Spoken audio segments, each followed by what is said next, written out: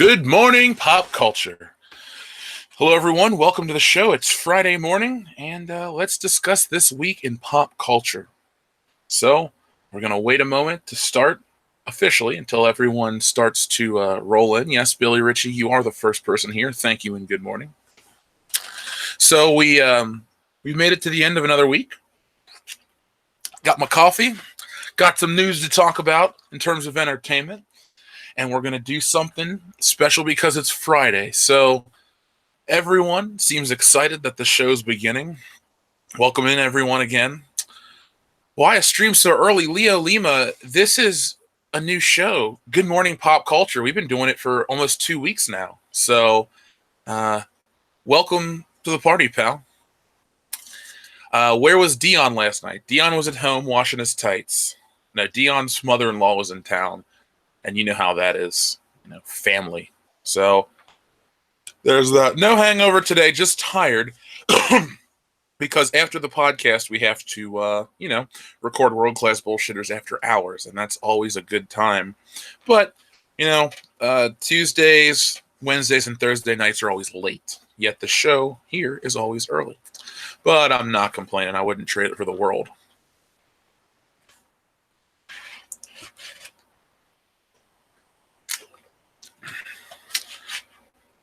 I don't know if Kathleen Kennedy got the boot yet. Nothing has come out yet. Don't worry. The Star Wars spin-offs aren't necessarily going away. Yay/sadness. We'll get into the official story in a moment once more people show up. Afternoon from the UK. Well, thank you. Good morning from America. The great state of Ohio. Woo. No, I'm not going to review Jurassic World Fallen Kingdom because I have not been a Jurassic Park fan. I saw the second one on video when it was new, and then I saw the first one in 2013 for the first time ever. So my history with Jurassic World is a little different.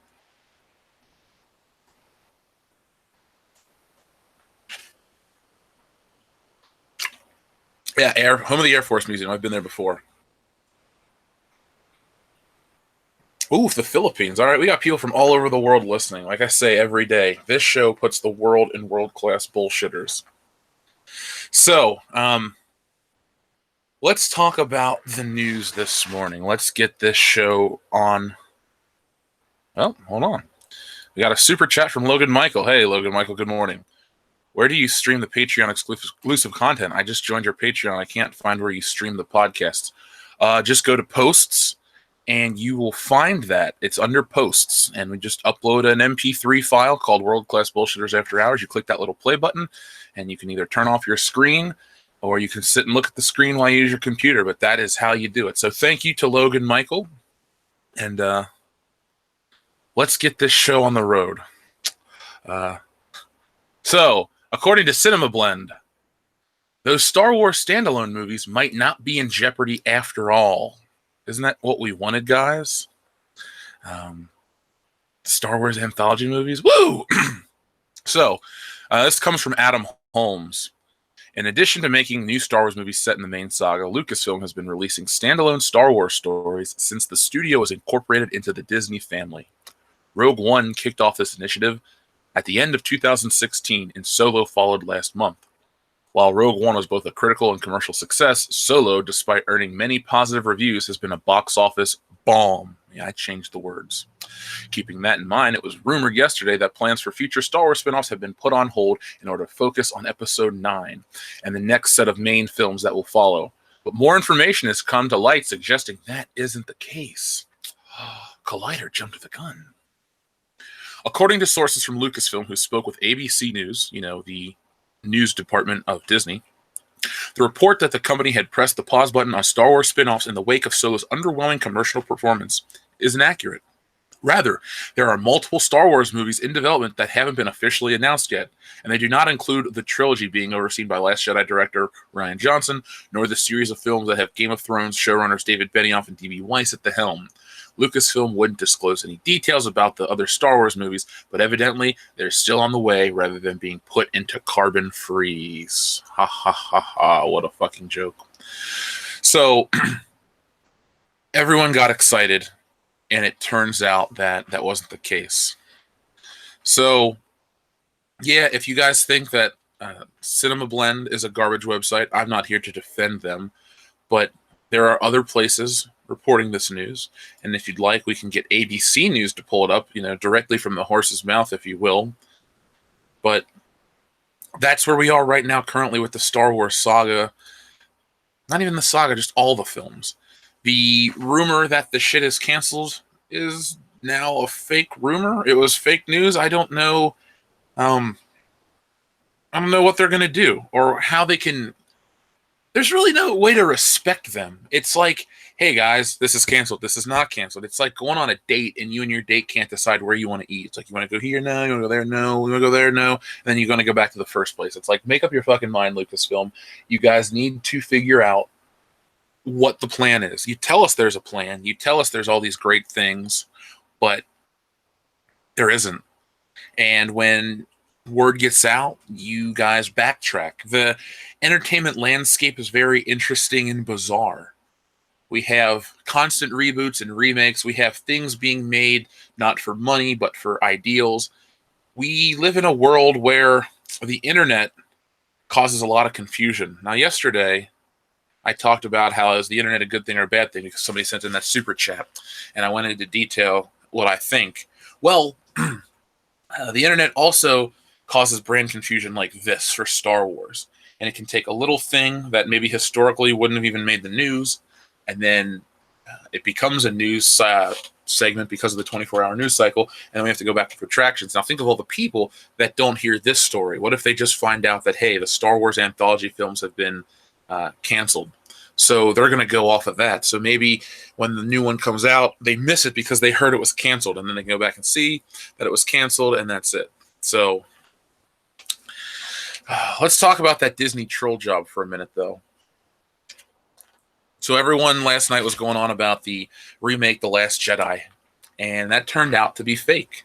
It was just a big troll job because of that guy. I don't even know the guy's name, but we found out that it's not real. But it's drawing attention to them. Now let's ask yourselves this question. Is it good attention or bad attention that they've drawn to themselves in terms of the remake The Last Jedi thing? In some circles, it's funny. Most circles, it's funny. But in some, it has to be embarrassing that people would really come together like this because they hate the movie so much. Oh, I hate the movie that much, too. I don't know if it's redeemable, though, outside of going back and redoing Episode 7 in the beginning.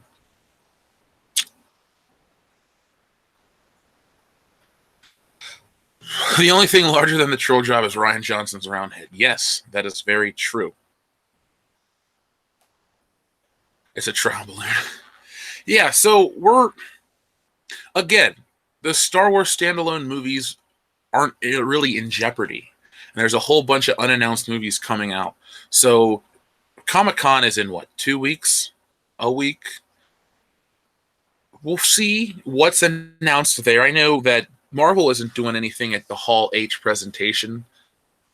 So maybe Disney will, or they'll wait till that D23 Expo. We'll find out together, guys. But it's going to be an interesting couple of months. Like, people say, oh, the Star Wars train's going to slow down and die off. No, when dumb crap like this happens, they're just scrambling for relevancy. So you're going to see that a lot more. I wouldn't be surprised if next year at Celebration, when we're there, we're going to see something big announced there, like a new movie, maybe with the new cast. Maybe we'll finally get a Star Wars with an alien lead. It is Star Wars. It's a galaxy far, far away.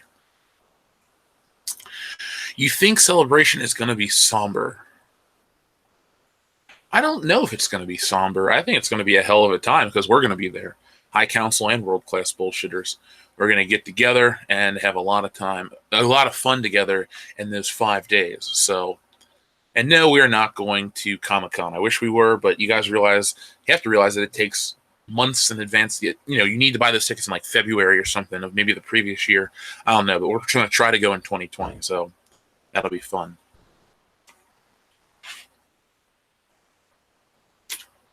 They're going to burn me in a Wicker Man celebration. In a Wicker Man at Celebration, nah, they're not going to touch me. I'm not the one they want to target. Logan Michael, thank you and good morning. When do you think the next Star Wars movie will come out? Sorry, when do you think the next good Star Wars movie will come out? Depends on what your definition of good is. I haven't liked what Disney's done for the most part, but I will be honest when I see something I like. I won't just tell you something sucks just to tell you it sucks. I went into Solo thinking, what if this is good? And it started out fine, and then that damn L337 robot appeared. And I just was like, ugh. But done right, Obi-Wan Kenobi could be good.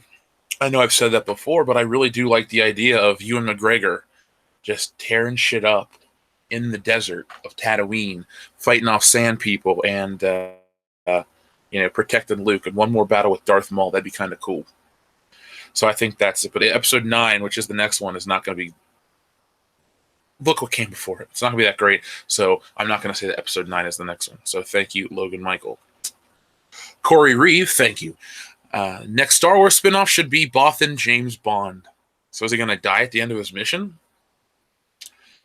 You can't really do... All joking aside, you couldn't do a Bothan story because it would be the same as Rogue One, but you could do some interesting pre-Return of the Jedi work. And don't worry about Luke and Vader. You'd have Vader in the background. Zayer, thank you and good morning. We won't hear an alien lead. Leads have to be brunette British women. So that's what happens to Rogue One's alien leads. Yeah, they are picking the same type of character for every movie. They all look the same. I think Felicity Jones is good looking, so I don't mind watching her movie, but she's not the best actress. She's okay.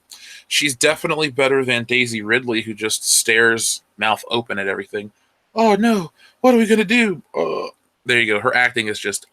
And I opened my mouth that you can't see because I'm on the internet. So, yeah, once Kathleen Kennedy's gone, maybe if Pablo Hidalgo takes charge, we'll have fat, bald dudes as all the leads of Star Wars. That'd be interesting. Because Reasons gave $1, thank you very much, as well as 007 Cloud. So thank you guys for your donations. Oh, wait, no, 007 Cloud actually had a thing. James Van De Beek, you know the rest from the goods. I love that movie. The Fresh Maker, I'm doing well today. Thank you. I'm a little tired, but you know what? I'm glad to do the show. This is a great way to start every day. I get up, I grab something to eat, get some coffee, and we talk about entertainment news. This week it's been mainly Star Wars because Star Wars keeps itself in the public eye by fucking up. But that's okay. I don't think anyone's tired of hearing about the follies, the Star Wars follies, if I could borrow Retro Blasting's title for a moment. The Star Wars follies of, was it the third week of June? We had the remake, we had the cancellation of this shit, and, it couldn't happen to a nicer group of people. They deserve to fail. The Weiss 18 Racing, thank you and good morning. What about a movie on Thrawn? Yep. Imperial military, all for it. I think a lot of people want that. And the sign of a good business is giving the people what they want. Instead of fighting against giving those people what they want, why not, just do the Thrawn movie? You already have the built-in fan base and the hype, and people can go out and research the character, and you don't have to have stupid fan speculations and theories running rampant. You already have the built-in trust. So yes, a movie on Thrawn would be a good idea. Paul McBride, thank you and good morning. Do you think we should hope Ryan gets his trilogy so when it bombs we can laugh when he's fired for sucking? Do you think he's going to get fired for sucking? Or do you think, like Hollywood, he'll fail upwards? So, like Kathleen Kennedy, Star Wars is embarrassing right now. So what's going to happen? She's going to get a promotion. Rian Johnson's going to make the worst thing ever. Well, he already has in The Last Jedi. So what does he get? A trilogy of films. I really hope that I can make it in Hollywood so I can make a garbage movie that cost $400 million. It makes $8 at the box office. And I get promoted to, like, head of the world. That's what I hope for in life because that's what happens in Hollyweird. Rian Johnson is so bad. Imagine living in a Twilight Zone-y world where his Star Wars trilogy is actually good. Okay, it's a joke. It's not going to happen. Logan Michael, thank you again. Star Wars 9, Doc Brown comes in and steps to stop the events of all Star Wars movies from the past 3 years. Oh, that'd be hilarious. Like, when Holdo's ship is about to wreck into the thing, the DeLorean just buzzes past her to save that. Or maybe Doc Brown goes back to 2012 with a neuralizer from Men in Black, and as they're about to sign the deal, Lucas and Disney, he neuralizes them and then takes the contracts and basically signs away, replaces it with a contract for Lucas to sign the rights to Jar Jar Binks away. So you have essentially George Lucas giving away Jar Jar Binks and some stupid elements of Star Wars, and Disney in return gives George Lucas, I don't know, $1 billion for Jar Jar. King Eric the 15th. The next Star Wars spin-off movie should be about the adventures of Ice Cream Machine Man from Empire Strikes Back. I'm pretty sure his name is Wilro Hood. But first off, King Eric, thank you. That should be like a robot. Was that a Robot Chicken skit? I feel like they should do an actual Star Wars anthology movie where they tell 3 or 4 stories. Like, what is it? Tales from the Cantina type of thing. You could have, we bring back B. Arthur, we CGI B. Arthur in the holiday special, and we go to her cantina, and we tell 4 intergalactic stories. And maybe it's, I don't know if it's exactly how the book goes, but you basically tell 4 stories about people's run-ins with Boba Fett or Darth Vader, and how it's like that Batman episode, Almost Got Him. You do Almost Got Him with Star Wars characters, and at the end, let's say it's all about Boba Fett and how these people got away from Boba Fett, and at the end, the movie ends with them around a table playing sabacc or some shit, and Boba Fett comes in with a thermal detonator, and they just, they give up or whatever. That'd be a kind of a cool thing. But Wilro Hood, The Adventures of Wilro Hood. If you thought Solo was a flop, wait till you see this one. Zaire, Thrawn was in Rebels TV show already, as was Kenobi and Maul's final battle. I doubt that either would be in a standalone movie.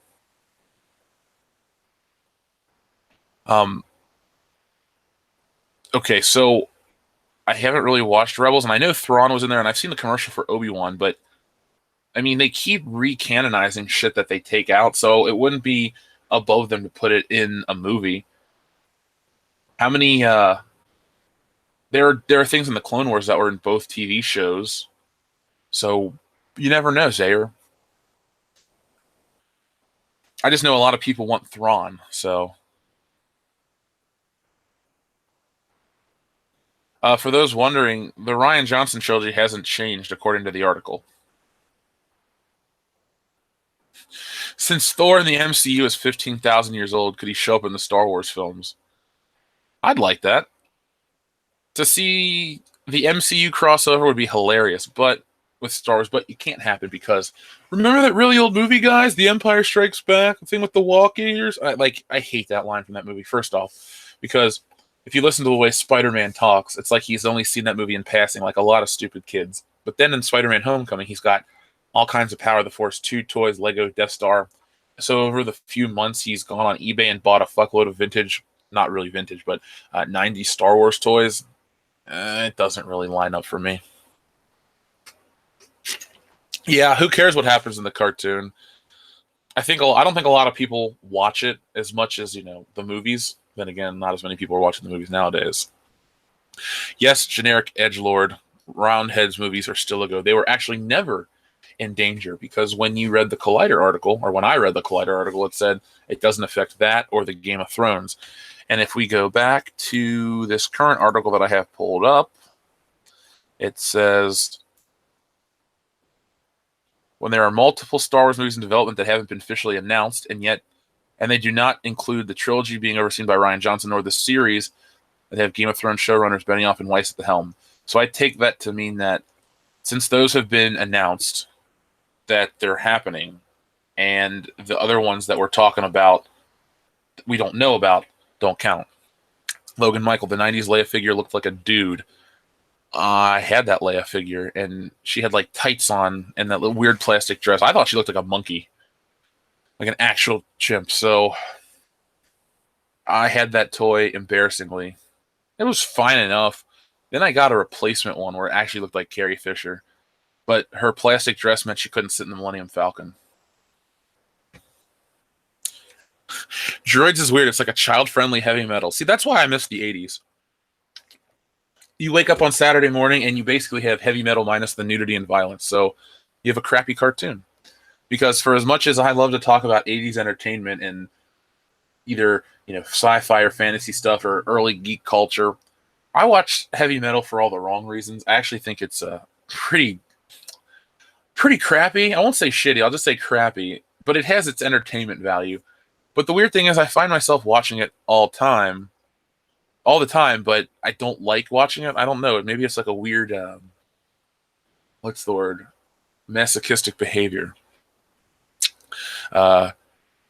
S Gamble 121682 says, I just can't see Star Wars surviving. The Last Jedi, hopeless.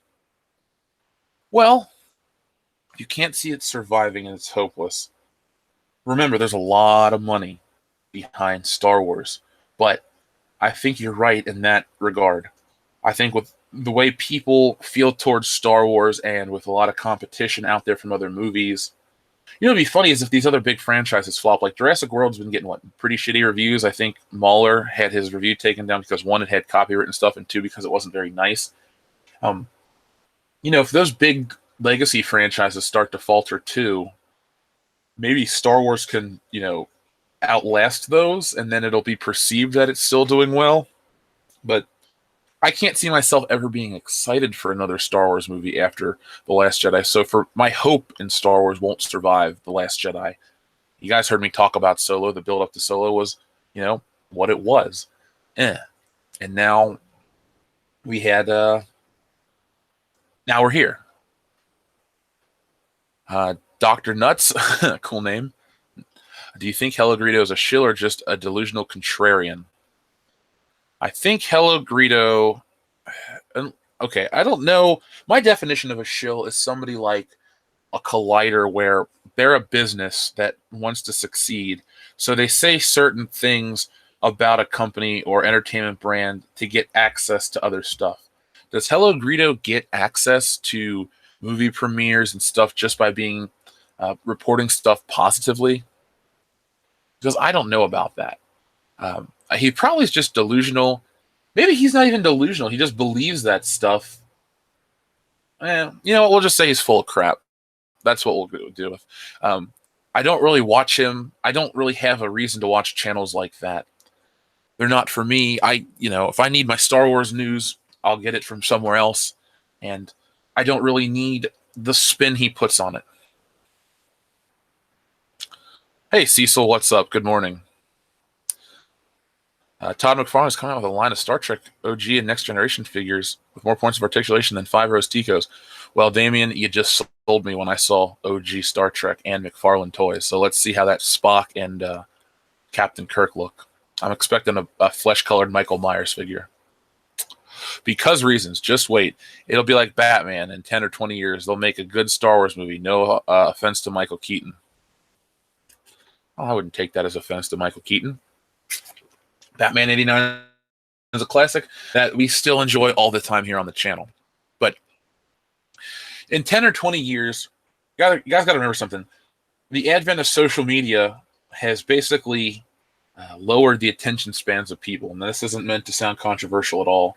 But remember, the Batman movies and Bond and stuff were rebooted before the Facebook and Twitter generation thing took off. Yeah, there was MySpace, but MySpace was crap, and if you were around back then, you know it. But now, the way people are with the smartphones and stuff like that, people want the next thing now. There are people that wait around for stuff, but you got to keep it in the public eye. And if Lucas has 10 or 20 years of public failures, you're just going to look like a failure of a brand for a long time. So if it can come back in 20 years, like if you could have the perfect storm of basically the post Return of the Jedi to the special edition Star Wars era, where Star Wars was, alive in the hearts and minds of people. And then, they get nostalgic for it about the early 90s. So it took about 10 years to come back. And then the hype was back and Star Wars was as big as ever. If you have that, but remember, Return of the Jedi ended on a positive note. People were very happy that Luke beat Vader, the day was saved.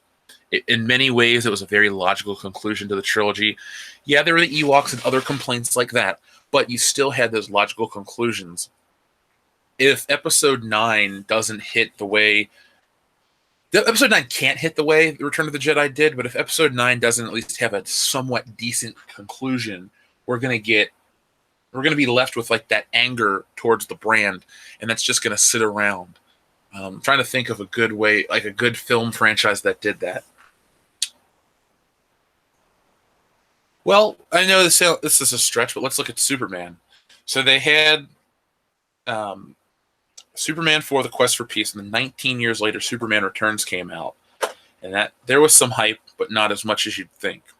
Then, on top of that, and it brought Superman back, but not really brought him back. That movie's it was a one-off thing, and then we get into this Man of Steel thing, and basically the climate towards Superman is not very positive. It's like, oh, it's Superman, yay, Superman sucks.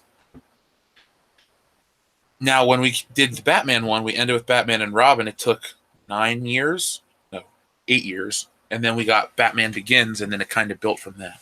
So I'm looking at the Star Wars situation to be a lot like Superman, where this current one, where it ended poorly, aka The Quest for Peace is episode 9. And we take a break, and then they try to do something new and different, and that's Man of Steel. Or no, they go back to try to do something the same, and that's Superman Returns, and that doesn't really hit either. And then you try something really drastic with Man of Steel, and that fails again. So that's where I'm seeing Star Wars because reasons.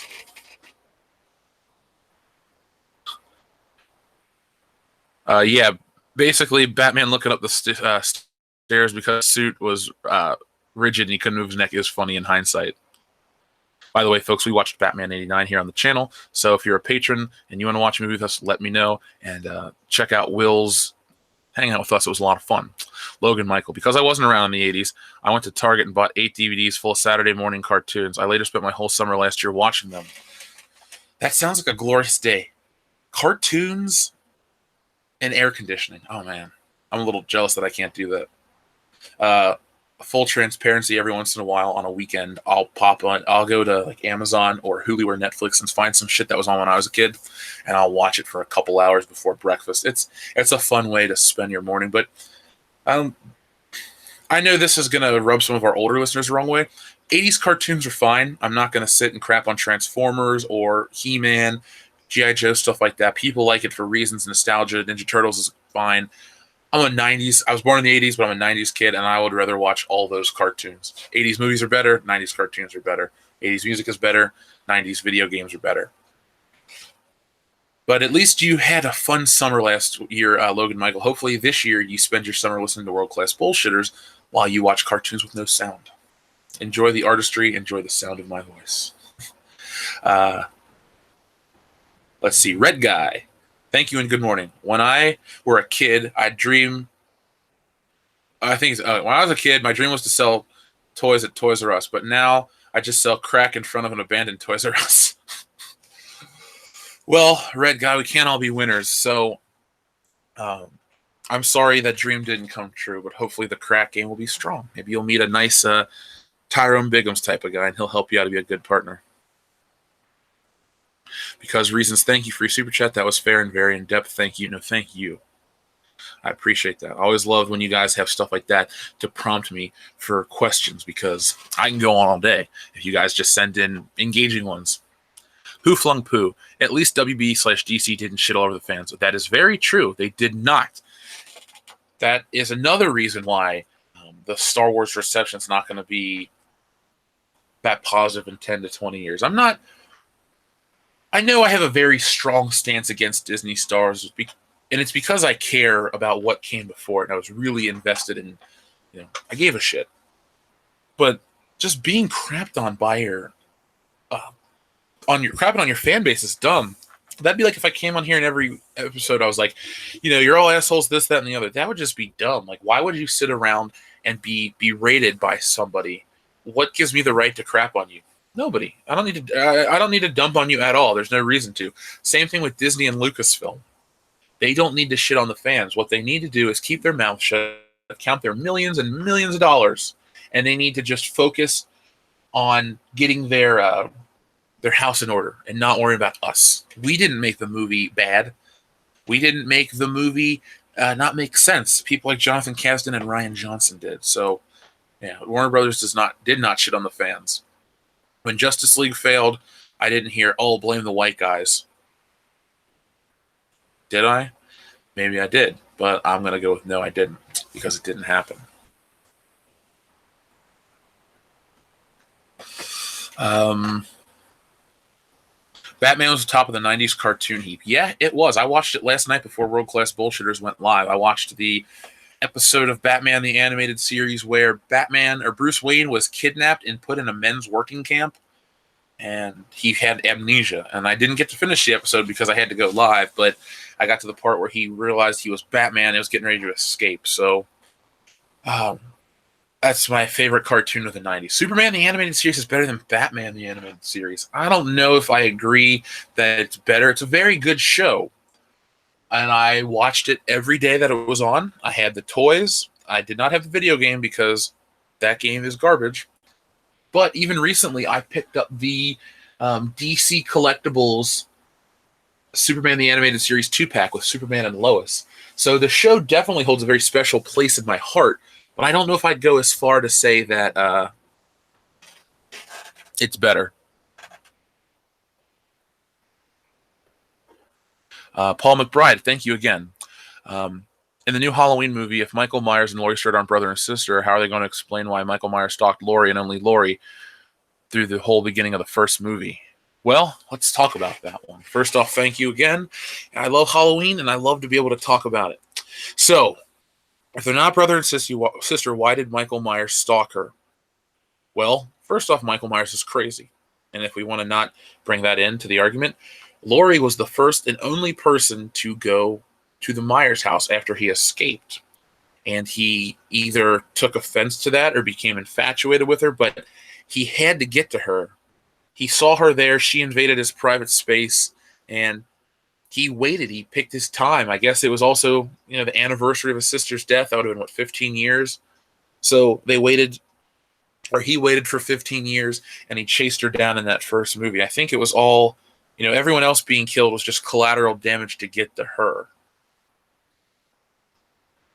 So he, like I said, she goes to the house.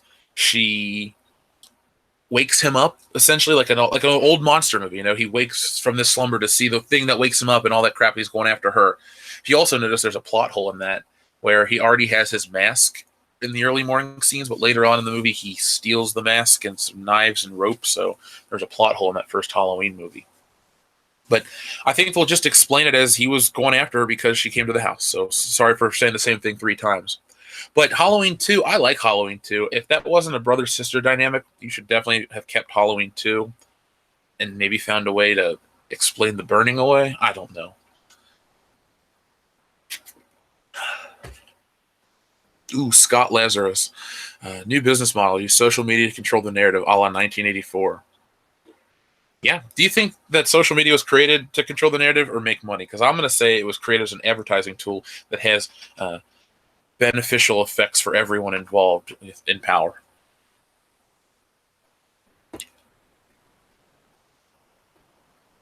Generic Edgelord. Thoughts on the old Justice League from the DCAU? Awesome. All the stuff from the DCAU was fun, except Project, the one about the robot. I can't remember the name of it. We actually watched Justice League DCA or Justice League in college. We watched the Tabula Rasa episodes. We discussed all kinds of stuff like that. I own it on Blu-ray, the first season. Where's that at? Yeah, it's right there. I like Justice League more than I like Justice League Unlimited. I know people say, "Oh, that's heresy." No, I'll take Justice League over Justice League Unlimited because it's a more concentrated story. It's focused on the core group of characters, and that ending where Hawkgirl betrays them blows my mind. I love that. Static Shock was a good show. I watched it. I watched it every day. Oh my God. I watched a cartoon with a black superhero lead that wasn't really about, it was about fun adventure, and we weren't told we need to watch because he's black. See, it was a simpler time for entertainment. Forge, thank you. That first Batman versus Superman first Batman Superman's World's Finest was good. No, it was great. I have that on VHS, DVD. I watch the episodes every once in a while. Like if I'm going to sit down and watch an episode of Batman or Superman, I'm going to go with that one first because World's Finest is my favorite. If you haven't checked it out, folks, go to YouTube and type in Batman, Superman, World's Finest and look at clips. And if you have Amazon Prime, it's under Superman the Animated Series Season 2, World's Finest, episodes 1 through 3. I can't recommend it enough. So do yourselves a favor this weekend. If you have access to it, watch the movie. And if you find the DVD real cheap at an FYE or something, go watch it. It's like an hour long for 3 episodes, but it's great. Who Flung Pooh, thank you. Best John Carpenter film equals The Thing. The Thing is a great movie. I prefer Halloween because I like the music and the setting and the atmosphere, but The Thing is great. It's like picking which child you love more, and they're both A students going to Ivy League, and they've never betrayed you. It's just hard to pick, you know. Project Zeta, thank you. That's the name of the show. And good morning to you, Chris. Logan Michael, Goodfellas is better than Casino. Yeah, that's fine. I agree with that. I like them both more than The Godfather. I know, controversy. Oh, but Goodfellas is great. Scorsese's cool. Yeah. Wasn't Blue Beetle a Mexican way before diversity? I know it used to be Ted Kord, and I don't know the kid from Young Justice. I didn't really watch Young Justice, so I can't really give you that answer. Somebody says they like Halloween 3. That's what John Carpenter originally wanted the series to be, an anthology series. Yeah, anthology series are my favorite type of films, and that's what that should have been. But with Star Wars and their anthology movies, you should have done a not backdoor universe building. Yeah, backdoor universe building. So you're getting these anthology films, but it all builds up to something. I'm not saying like an Avengers thing, but there could be a crossover. It would have been cool. And what you do is you don't tell anybody what you're doing. You just kind of make it happen, and people watch it and go, "Oh, cool! I never saw it." I've seen Young Justice. I didn't watch every episode. I know it's coming back, so maybe I'll sit down.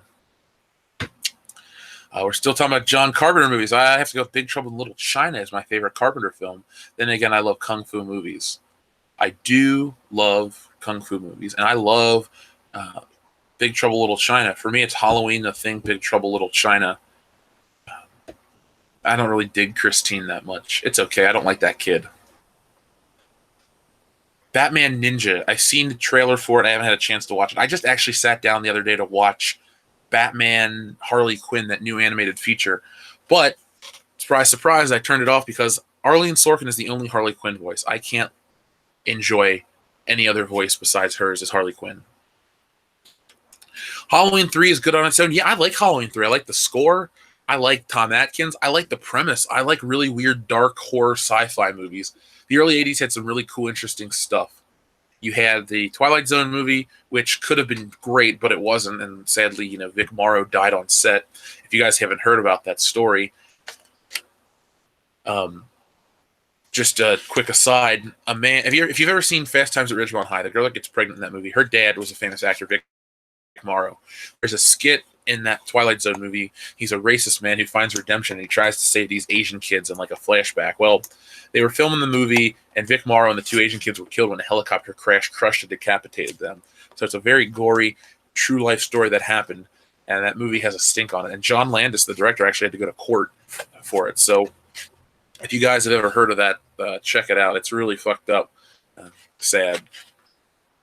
A Tales from the Crypt fan? You damn right I'm a Tales from the Crypt fan. I could watch Tales from the Crypt all day long, except for season 7 when they go to Europe, because that's when it kind of shits the bed. But Tales from the Crypt, big fan of that. Dig That Cat, He's Real Gone. Yeah, that's what it's called. The Richard Donner episode. Again, we're talking about Richard Donner on World Class Bullshitters. Oh my God, what a surprise. We love Richard Donner stuff.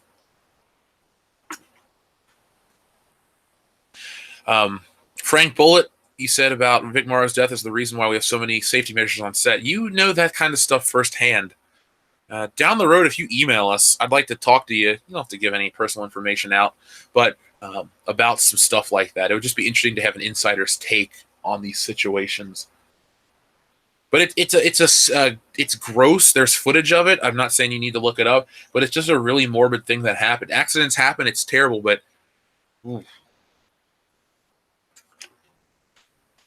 Thoughts on the Death of Superman movie? Do you mean the one that was going to be made by Kevin Smith back in the 90s?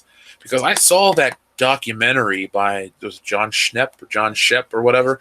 I saw that documentary. It was pretty good. The movie, I don't think I would have liked it as a kid. Nicolas Cage, I've only grown to appreciate him as an adult, not so much as a child. I don't know, I probably ate it up at first and then not liked it. Logan Michael, thank you. What's your favorite Myers mask? Mine is H4. Mine is H1 all day, every day. I would love to have a Michael Myers mask 100% screen accurate. I'd have it on display here in the office where I record the show. The H4 mask is fine. It's better than the H5 mask, which I think is the worst one. The H6 mask is crappy. The H2O mask is crappy. The Resurrection mask is all right, actually. I think that one's fine.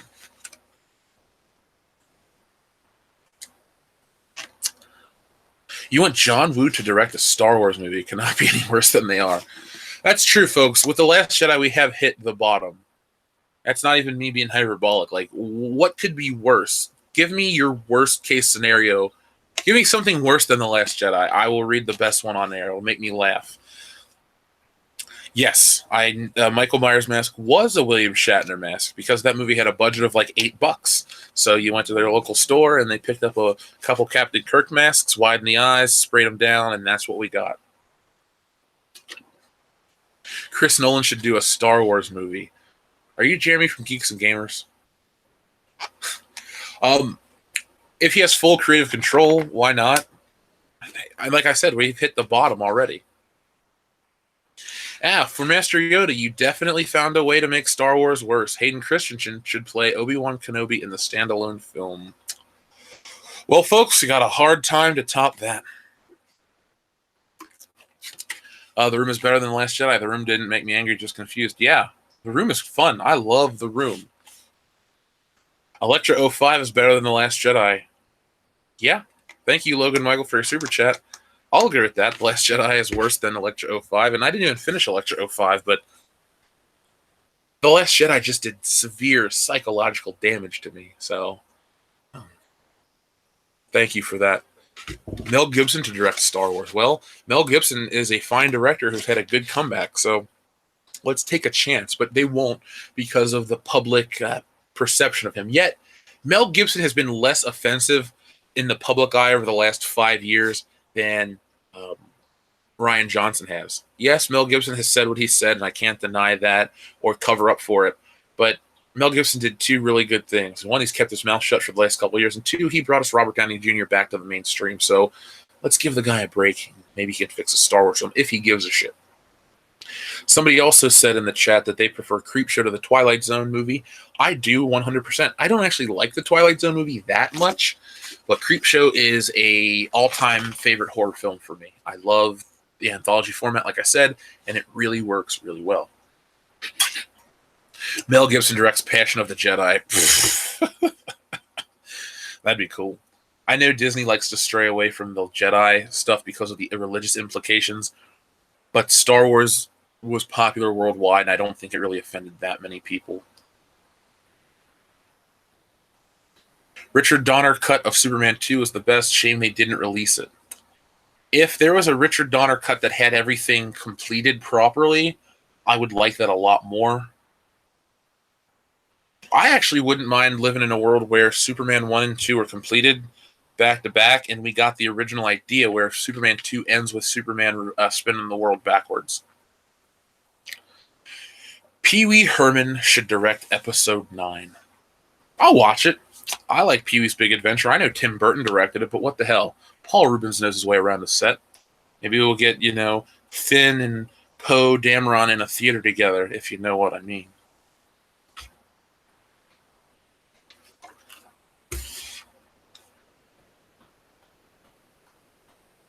Logan Michael, thank you again. SJW, Santa Claus, normal person, Santa Claus. Oh, Black Santa Claus. Okay, I see it. So his super chat says SJW : Black Santa Claus, normal person, white Santa Claus. Stephen Walton wants to know if we'll one day get the Lord Miller cut of Solo. I don't think we're going to get much in terms of Solo outside of its regular Blu-ray release, and then they're going to go mum. So if you're a Star Wars collector and you've been on the fence about an Alden Ehrenreich Han Solo figure or a Donald Glover Dong Lover Han Solo or Lando Calrissian, pick up that stuff now because you're never going to see it again in public and they're never going to produce it again. The only reason you have Rey and Jyn Erso figures on the new Vintage Collection cards is because they have so many that they produced previously, and they threw in a few new accessories here and there, and then they put them back out. They definitely slowed down production on that for Solo merchandise, and you're not going to see much in the future. Worst possible Star Wars film, Old Man Luke, a Star Wars story, just Luke on an island mopping and drinking yucky space milk.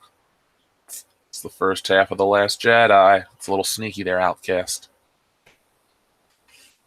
The Last Jedi is Batman versus Superman, while Solo is Justice League. I kind of like that analogy.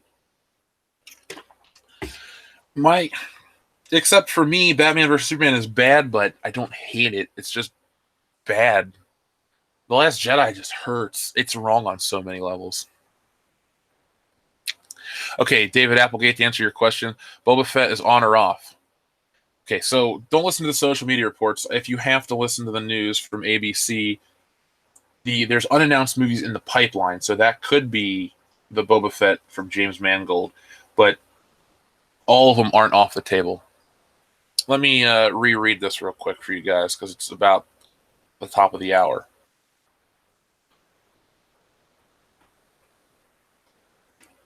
It says, according to sources from Lucasfilm who spoke with ABC News, the report that the company had pressed the pause button on Star Wars spin-offs in the wake of Solo's underwhelming commercial performance is inaccurate, not false.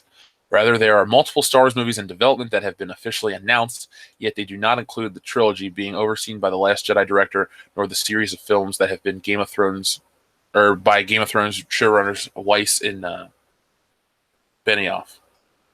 So there you go. No more movies, give it a break. I agree. Batman versus Superman was decent in terms of action. Yeah, there's just something about the way it looked that I didn't like. Like, look at a Captain America movie like The Winter Soldier and the way those characters move, that frenetic pace. And then look at the way they moved in BVS. It was overly fake looking. It was mostly shot on green screen. Batman's cape wasn't real. All kinds of stuff like that.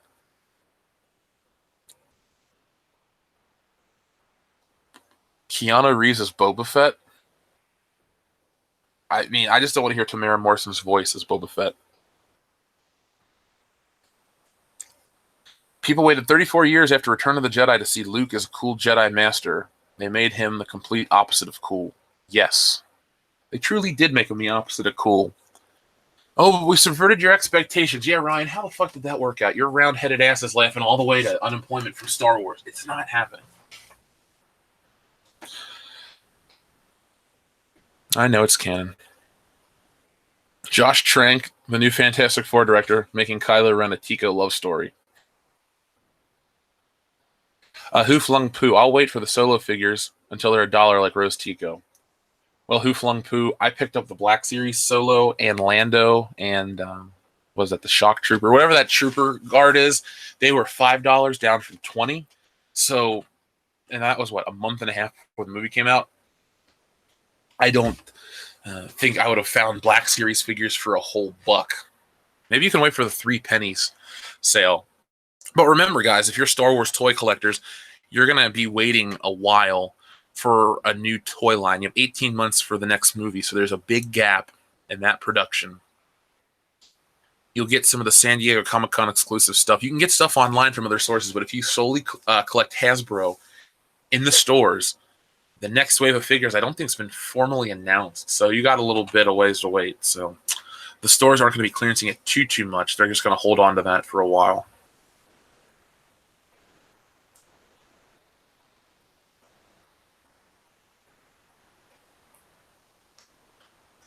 Keanu Reeves was cool. You hung out with him on the set of John Wick 1. I envy your life, Frank. I really do. He seems like a legitimate guy. I saw that video of the old lady getting on the subway train, and he gave up his seat for her. I respected him for that. I thought that was a pretty damn cool thing to do.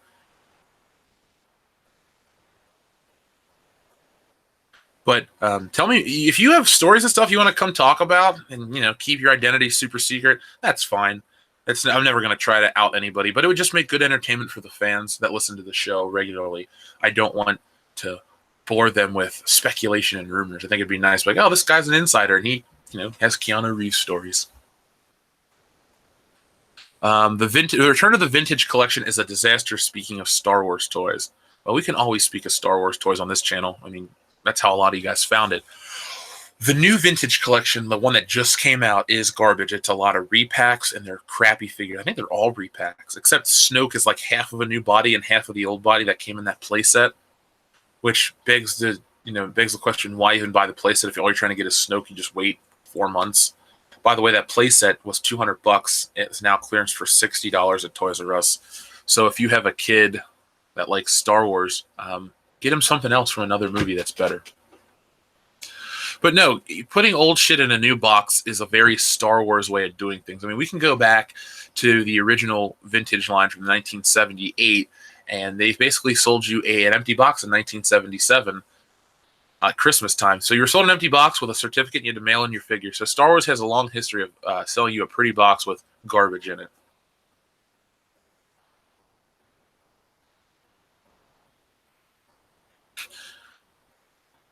Poor Hux, what was the point of him at all? Comedic relief, trying to be the new Admiral Piet, maybe a little bit of Admiral Oswald. They're just trying to... Folks, the characters in these new Star Wars movies are just basically new versions of old characters. Like, they all... It's like we defeated the Empire and all this shit. Now everything's back to make you guys feel comfortable and safe.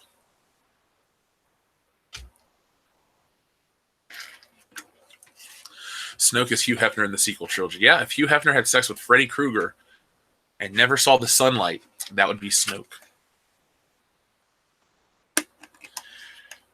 Okay, this is a good question. What do I say to people who defend The Last Jedi by saying we didn't have the Emperor's backstory in the original? I would say to them, actually, I've never heard that used as an argument, because a lot of people that I know don't tell me how much they like The Last Jedi. A lot of people I know in real life either haven't seen it or they thought it was terrible. But I would say to those people, who the fuck cares? The Emperor wasn't built up in the first Star Wars film. He's just one sentence. The Emperor has disbanded the Senate or whatever. Tarkin says that he walks in, regional governors now have direct control. Fear this battle stations. I'm poorly paraphrasing. It's very early here. But in Episode 7, Snoke's introduced as the big bad, the guy that Kylo Ren bows down to, the guy that stops laser blasts mid-flight, the guy that killed Han Solo. So, in the minds of silly people, they were convinced that Kylo Ren's important. And then they have somebody even greater and more powerful than Kylo Ren pop in, so he's got to be even more powerful. But when you watch that first Star Wars movie, Vader basically works for Tarkin, and there was no build of the Emperor. So it's kind of a stupid argument if I really want to sound kind of harsh. Like, that doesn't even work. And the Emperor is just the Emperor. And in Return of the Jedi, he becomes a thing. And he's actually proven to be effective because Vader bows to him and everyone's afraid of him, and there's that grand entrance and stuff like that. Snoke just shows up in his robe, in a throne, and he's stupid. Oh, he choked somebody, he flung him around, he gave Rey a space orgasm, a sporgasm. The Emperor, after Vader was, defeated, he's like, strike me down and all this shit. There's so much more heavy shit said by the Emperor in 3 minutes than there was in Snoke's entire performance in 2 films. Like I said, everyone is just a poorer version of what came before that. We could break that down in a separate video or on air or something like this, guys. You know it's true. Logan Michael, thank you. New Star Wars figures are low quality. Yes, they are. Now, the 3 3/4 inch new ones are lower quality. I will give the Black Series the nod. With this new face printing technology, they've really knocked it out of the park in terms of quality. That Donald Glover figure looks just like him. I don't even like him as an actor or him playing the role, but it looks dead on him. All Ehrenreich's pretty spot on. The new General Veers looks great. The new Han Solo and Bespin gear looks great. There are a lot of advantages that Hasbro, or there's a lot of new technology that Hasbro's pumping out into their toy line, but it's like the worst time ever. If they would have done this pre-Episode 7, if they would have put in the resources back when the hype was high for this, and the new figures from the new movies came out looking amazing instead of kind of shitty like they actually did, you would have had a much different collector's market, because you would have been like, oh my god, the new figures look so real. Then the collectors would have bought those up because they look cool, and then you would have had them waiting for them to do that for the old original trilogy characters, and you could have basically, what they are doing now is, with this new face print technology, they could take classic Han Solo and give him a new head and sell the figure for $20 again, and people would buy it. Because reasons. When Ren and Rey teamed up against the Guard, is it just me or was that terrible choreography? I sat there thinking, this isn't a musical or something from the 1900s. I sat there thinking, this isn't musical or something from the 1900s theater BS. Because reasons, I thought that choreography was pretty lame too. I guess Rian Johnson doesn't know action either. Rian Johnson knows dick. Let's just get that out of the way. Rian Johnson doesn't know anything. But when people say how cool that lightsaber duel is, that was the greatest lightsaber fight. First off, it wasn't really a lightsaber duel. They were taking down the Royal Guards, and it wasn't like dog shit visually. But you're right though, the choreography it left a lot to be desired, and there wasn't much emotion behind it. Like, say what you will about the prequels, especially Episode 1, but the choreography for the lightsaber duel versus Darth Maul was awesome. Especially when you get to the part where Obi-Wan and Darth Maul fight one-on-one. That's some cool shit. And the sound works, everything works. I really like that. That lightsaber duel is great. To me, it's the best of the prequels. I don't particularly care for the Episode 3 one. Don't dislike it at all, but yeah, this new one, the choreography was lame. See, that's the thing. That was something nice about the prequels. Maybe certain things were lame or bad, but then you had other moments that came and just knocked it out of the park, and you're like, holy shit, I'm impressed by this. This one was just a failure on every level. Logan Michael, thank you again. Did I ever see a Hastings? The only Hastings I know is Joel Hastings, who used to be on this channel. But no, I've heard of the store, but I've never seen it. We don't have that here around me.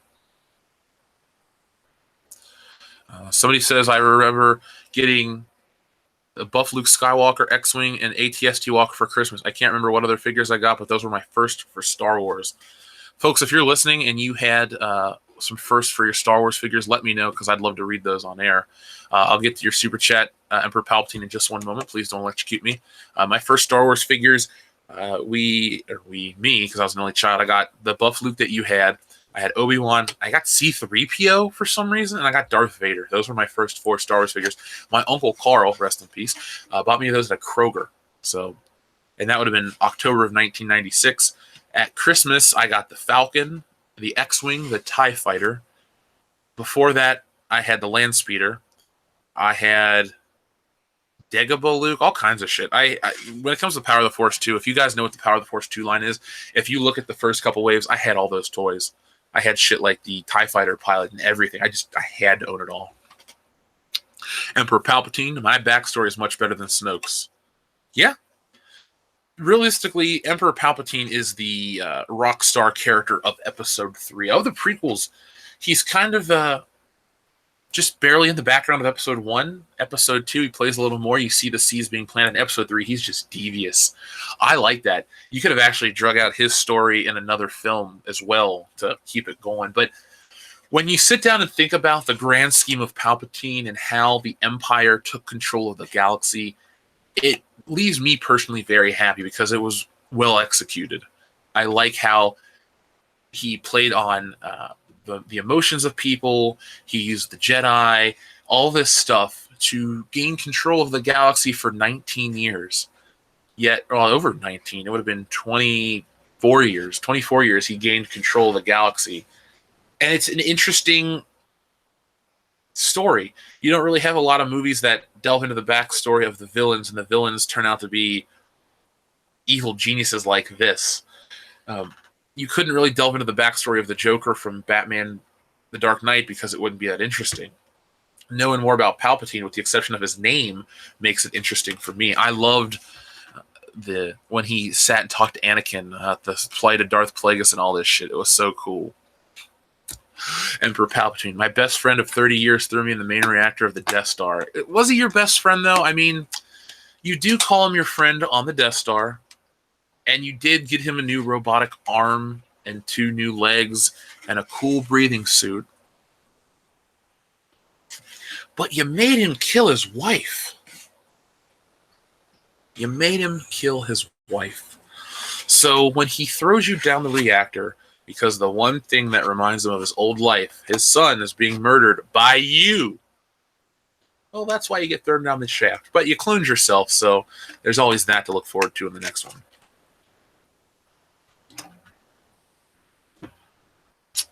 People are telling me that Their first toy was the Falcon, X-Wing that made a rocket car out of the engine. It went like hell.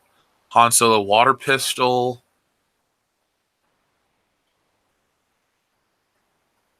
Outcast never owned any Star Wars figures, but he has nostalgia for the 5-inch Doctor Who line. I just love talking about toys we all had as a kid.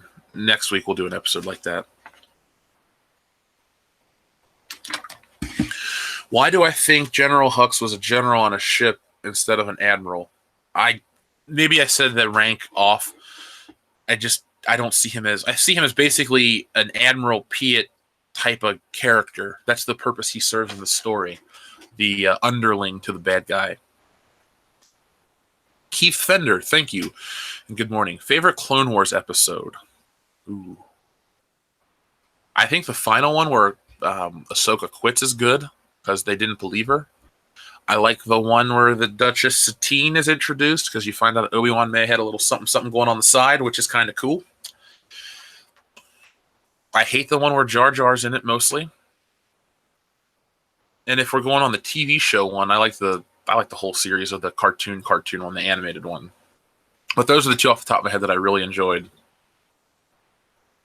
My first Star Wars figure was the Vintage Collection's 2000 Vader. He surprised me with it when he came home. All right, the Vintage Collection Darth Vader. God, the early 2000 toys were pretty damn good. Return of the Jedi speeder bike, Moisture Farm Luke. And there's a lot of good choices. It's interesting. I wonder how many people out there still have their original toys you guys talk about. Like me, I could go into a box in my other room and find that Luke and the X-Wing and all those figures. So let me know in the comments if you guys still have that stuff that you say you used to have, like your first introduction to Star Wars.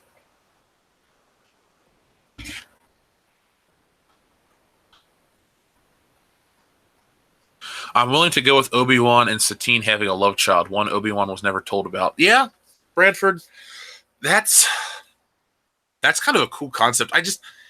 I'm not saying I want Obi-Wan to have been doing all this banging on the side, but it goes to show you that even the Jedi who we think is the most staunch, or the most dedicated to the Jedi Order, I like that he even faltered for love. It makes him more human. That's the one thing I want out of all these characters is actual human emotions, because if you can relate to a character, then you'll buy into their actions. I can't relate to the new characters. I don't believe, Rey would act the way a human does or how she knows these things. It's bad storytelling. It's weird how Star Wars is a cesspool of bad creativity. Vigilant, thank you, Kendo. Nathaniel Rourke, I'm glad you caught one of these live. Join in, have some fun. Tell us about your first Star Wars toy. Since we see Kylo Ren force pushing Rey into a tree, why didn't we see him push her off a cliff or force choke her? Because plot. That's really what it is. Because plot. Yeah, I too love the way the Emperor's introduction was built up in the original trilogy. Moff Jerjerrod looked scared. I remember the first time seeing Return of the Jedi. I was like, the Emperor is coming here? I was like, ooh, who's this Emperor? Emperor. And then you hear Yoda talk about him. No, you don't. Wait, that comes after the Emperor appears. Reed Palancia. I have liked the Star Wars X-Wing game because I love ship models. I've always loved ship models for Star Wars than figures based on the characters. I have the X-Wing game for DOS, the fucking floppies. That's fun. I like the ships as well. I just wanted a nice mixture of both. I was very fortunate to have a mom that, she would buy me figures all the time, and then on holidays or whatever, birthdays, you want the Millennium Falcon, you want this, you want that, sure. So I was fortunate to have all of them. And some of the models, the actual model kits, like the Rebel model kits and stuff like that, I think are more accurate in terms of dimensions, which I enjoy. And I remember as a kid, I tried to build the Millennium Falcon Rebel model, and I opened it up, and it was just one solid color of plastic, and I lost interest right at the beginning of it. But if those model kits could fit figures, I think I'd like those a lot more. I do want to get into those Bandai model kits. There's an R2-D2 one that came out that looks kind of cool, but at the same time, I just can't justify spending money on Disney Star Wars stuff. Emperor Palpatine, they made skeleton toys of Burning, Beru, and Owen. Put me down for 20, I'm good for it. Logan Michael, I once found a blue snaggletooth at a garage sale. I hope you purchased that blue snaggletooth at said garage sale, because, you know, you could sell it to some old guy for nostalgia. Johnny 5, what's the news today? Well, the news today is, Johnny 5, that I keep clicking on the wrong tab. Those Star Wars standalone movies might not be in jeopardy after all. According to sources from Lucasfilm who spoke with ABC News, the report that the company had pressed the pause button on Star Wars spin-offs in the wake of Solo's underwhelming commercial performance is inaccurate.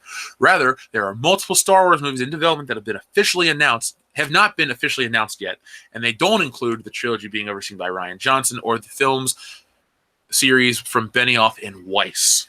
So that is the news today, Yanni 5. Thank you. Shelley Roberts. Per Lucas, Jedi were not required to be celibate. Do you think Shelley, we'll say Shelley because it's a CH. Or Kelly, is it Kelly? God, I'm sorry. I apologize for butchering your name. It's early. That's my excuse. It could be 12 in the afternoon. It's early. I'm sorry. I kind of like that the other Jedi were possibly celibate, and it makes Obi-Wan a little different, and Anakin, because you could see, like, Anakin twisted it a little further, and we had that happen. And Obi-Wan did the same thing, but he was able to keep his under control. Pooh Flung Pooh. Ever see Campia argue Rey is not a Mary Sue? I have not. Listening to John Campia is like internet cancer. I can't do it. Logan Michael. When my parents woke me up on Christmas, they surprised me with the NECA Michael Myers figure. You're lucky.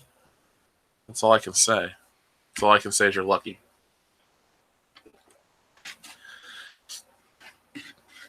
By the way, today's Take Your Dog to Work Day. I don't have a dog, and I'm at work right now, so I didn't live up to that.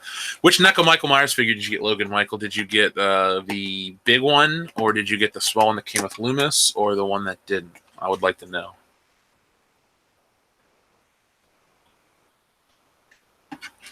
Campia lost a tooth. Did somebody punch him? I don't look at that guy's face. Giovanni John Campia makes me sick. Emperor Palpatine. All I want is a Kenobi film. No interest in Fett.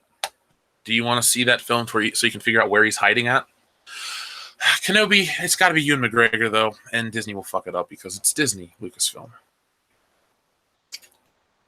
New coffee. Today's coffee is from Dunkin' Donuts. Because reasons. It's early. I don't blame you. I cannot believe I misspelled Skyver. Hangover. Here's a funny story about me and EVS. I used to think his name was Ethan Van Screer because I couldn't read somehow. So when I heard him say his name was Ethan Van Skyver, I went, oh, shit. I've been wrong all these years. Yeah, it is early, but that's okay. It's Friday, and it's the best day of the week because hopefully you guys are off on the weekend. And you can go back and catch up on old World Class Bullshitters episodes. Maybe we'll start doing weekend live streams down the road. We got to worry about. I figure out the other guys' schedules. It's kind of a rough weekend this weekend. So after I go off air today, just know that I'll be working on next week's content already. So get excited for that. Let's see. What was something else I wanted to bring up on today's show? There was something specifically I wanted to do.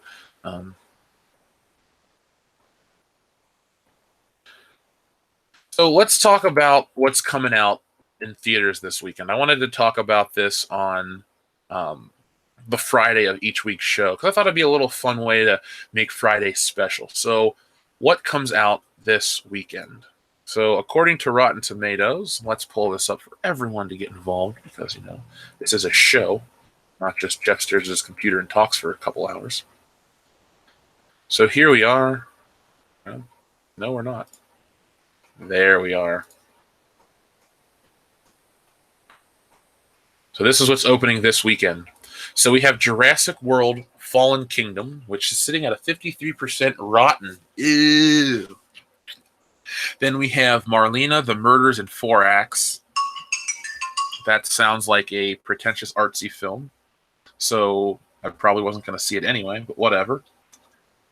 And then we got Damsel, Izzy Gets the Fuck Across Town, King, The Catcher Was a Spy. Basically, this weekend belongs to Jurassic World because every other movie that's up here, I don't think anyone's going to either have access to or go see. So let's look at what people are saying about Jurassic World's score. So it's got a 65% audience score, and it's got a 53% Rotten Tomatoes critics score. And before I read that, we got a few more super chats. First off, Logan Michael, thank you again. I got the Ghost Sheet Evolution 2-pack and Michael plus Loomis figures. Man, your parents must really love you because those are kind of pricey. All joking aside, though, those are good toys, and that Mezco 112 Collective is gonna, I think, replace that as the best Michael Myers figure. American Trent 421, thank you as always, and good morning. It's over, Disney. We have the high ground. We definitely have the hearts and minds of the people. Maybe that is the high ground. Because, if Disney was apologetic and didn't shit, we would be this crazy fringe minority that they would try to say we are. But we're not, because we're very even-tempered and well-mannered and all-inclusive. Just, we want better movies. Emperor Palpatine, your thoughts on HBO live-action Star Wars rumor? I have not heard this rumor, but I would say it's false strictly because Disney's game plan is world domination in the streaming market. So if they do an HBO-styled show, it's going to be on the Disney streaming service. Unless Disney's going to buy HBO, that's just not good for anybody. David M., thank you very much for your super chat. My first Star Wars toy was a 3 3/4-inch Luke and R2-D2 back in '78. Got the Millennium Falcon a year later. Just signed up to Patreon. Looking forward to listening to your back catalog. Well, David, thank you very much for supporting this channel. Thank you for your super chat. It was very generous of you. Like I've said on many, many episodes, I'm here in Cincinnati, the birthplace of the Star Wars toy. The birthplace of the Star Wars toys, excuse me. Even though I wasn't around for the vintage line, somehow I'm nostalgic for something I never had. I look back, and it was the simpler time. It was what represented Star Wars. Up on my shelf, I got Han and Chewbacca right now. The classic 3 3/4-inch Luke is cool. If you've ever wondered why Luke has a yellow saber, you should watch the Retro Blasting episode about that. I've always wondered why vintage Luke has a yellow lightsaber. R2-D2, vintage R2-D2 always makes me laugh because the sticker on the body looks great, and I like the idea of that, but the dome doesn't really look like it does in the movie. So every time I saw a vintage R2-D2, I was just like, huh? I guess I was a little spoiled because, yeah, the Power of the Force 2 line had buff characters, but we did have R2-D2 with 3 legs, and you didn't need the droid, Land of the Droids or whatever it is, Land of the Jawas Droid Factory to build that. And then you got the Millennium Falcon a year later. Now, that Millennium Falcon is awesome. That is, obviously, you know this, but it's the same mold as the one I grew up with, and there's a lot of fun to be had. I used to take out the little floor piece that you could smuggle people in. I just lost that, and I kept the people standing on the foot peg so they could all fly around on the Falcon and go on missions together. And in regards to Patreon, again, thank you. We got our after-hours show every week, so some weeks we're really tired, and we get into some really weird stuff. Last night we played a little game called Make Me Choose, where we had to pick between 2 of our favorite movies to torture each other. And there's all kinds of commentaries and stuff. I'm actually, as we've grown, if you noticed, I put in more time to make more content, and I want to do a series on there. It's going to be an exclusive audio series on Patreon. Basically, I'm going to start with Beverly Hills Cop, The Lost Blockbuster. So be on the lookout for that. Everyone that wants to hear it, check it out. And over there, I can put music on the video, so it's pretty cool. Logan Michael, I have 35 Kenner Bestman Luke figures. 30? Why? I mean, that's cool if you want 35 of them. You're not alone. You're probably one of those dudes that has, like, I've seen guys that have, like, a wall of Boba Fett's.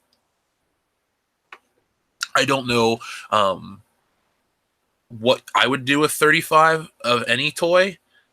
I think the one I have the most of, I'm guilty of, is I have, like, 4 of the same Rock figures. Or I have 3 Spider-Man the movie figures from the first movie. My original one, and then 2 I picked up years down the road. I have 3 Batman the Animated Series figures, the same Combat Batman. I got 3 of those, and a shitload of James Bond Juniors. But most of the toys I just have a wide variety. But 35 Bestman Lukes. You have more Bestman Lukes than I have Batman figures. I'm starting to feel a little jealous. I have a regiment of stormtroopers and scouts. Oh, really, Frank? I have 11 stormtroopers, and you beat me. Then again, mine just sit in a box. The one kind of yellowed from the wear of not just sitting there. So, uh, it is not true that the Star Wars movies spinoffs have been canceled. What we're looking at right here, I'll read it one more time for the folks out there. According to sources from Lucasfilm who spoke to ABC News, the report that the company has pressed pause on the Star Wars spin-offs in the wake of Solo's underwhelming performance is inaccurate, in quotation marks. Rather, there are multiple Star Wars movies in development that haven't been officially announced yet, and they do not include the Rian Johnson trilogy or the Game of Thrones creators, well, not George R. R. Martin, but the Game of Thrones TV show Helmer's trilogies. So there we go. But it could be PR spin.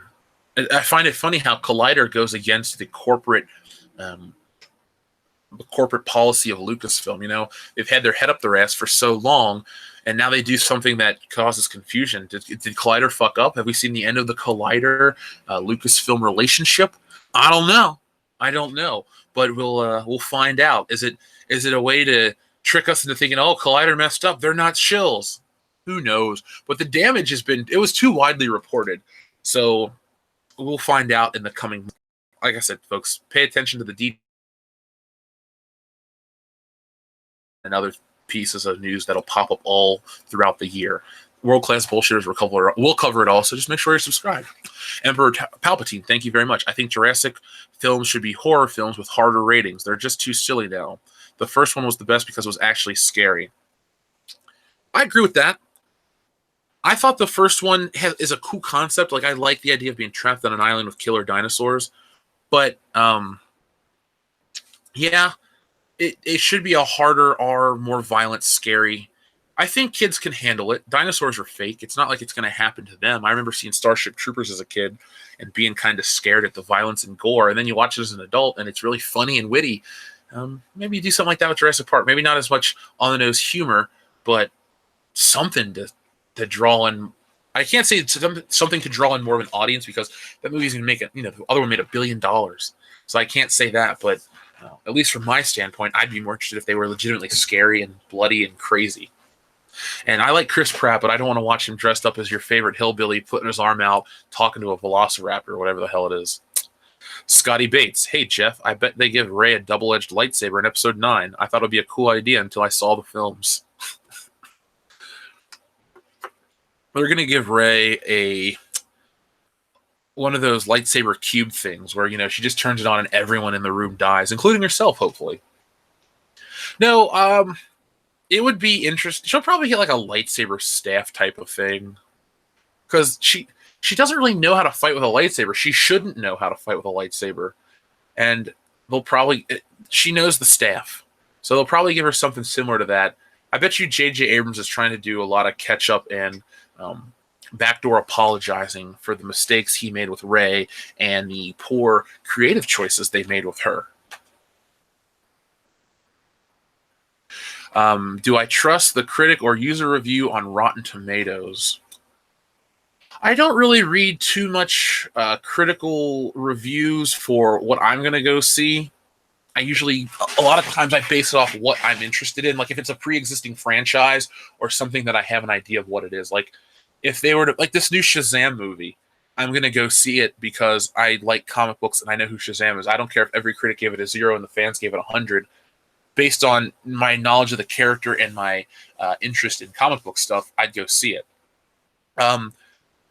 I do find it interesting when there's such a discrepancy, like with The Last Jedi, because let's look together at so there's what? A difference of 12% from the tomato meter to the audience score. That's not a big difference. That seems a little less fishy than, 50-something% for The Last Jedi. Let's look at some of these bad reviews, though. The wow factor of Jurassic Park series is long gone, replaced by a routine sense of tedium. Close the park for good already. That came from Adam Graham of the Detroit News. He's a top critic. Barry Hirsch from the Globe and Mail says, like almost every other major studio film this summer, Fallen Kingdom plays dumb and happy. 2 out of 4 stars. As derivative as Fallen Kingdom is, it's still a step up from its immediate ancestor. That comes from Chris Kilmick of NPR News. And then Joe Morgenstein says, the scattershot quality is crazy making, but still entertaining if you keep your expenses and expectations in check. So that seems like a very backdoor way of saying, hey, it's not that good, but don't expect much.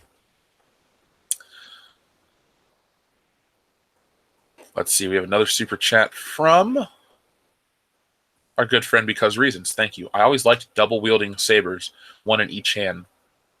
I liked it too in Attack of the Clones, and then Anakin fucked up real quick.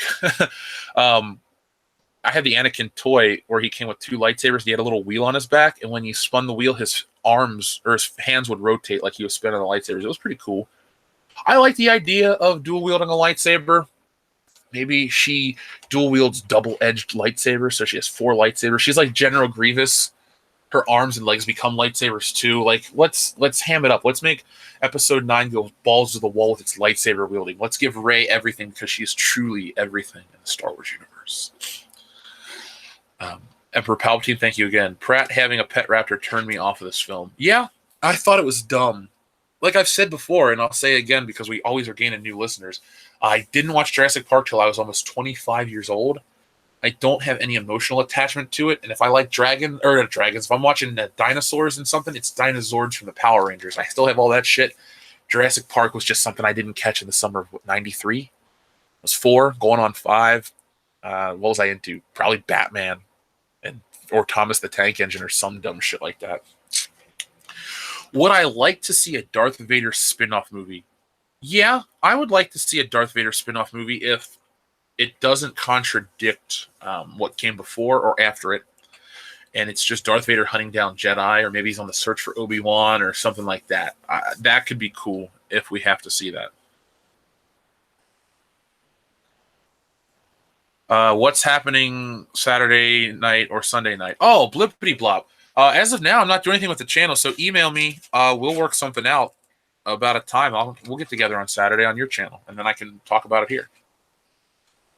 Jurassic Park was meh, but the trailer told the whole plot. Oh, yeah.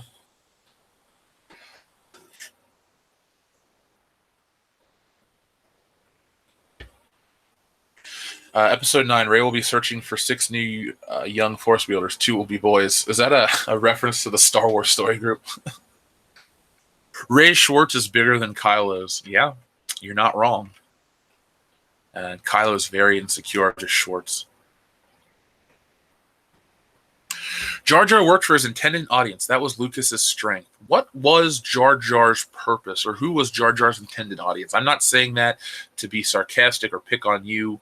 That's why I didn't say your name, because I'm not trying to call you out and make you feel embarrassed. But I'm interested. I'd like to have that discussion. Send me another question about that. Like I've always said, I was 10 years old when The Phantom Menace was released. It wasn't a thing that I liked in the movie. I just liked Obi-Wan Kenobi because I knew him. I always thought Jar Jar was just kind of dumb. I didn't pick up the toys.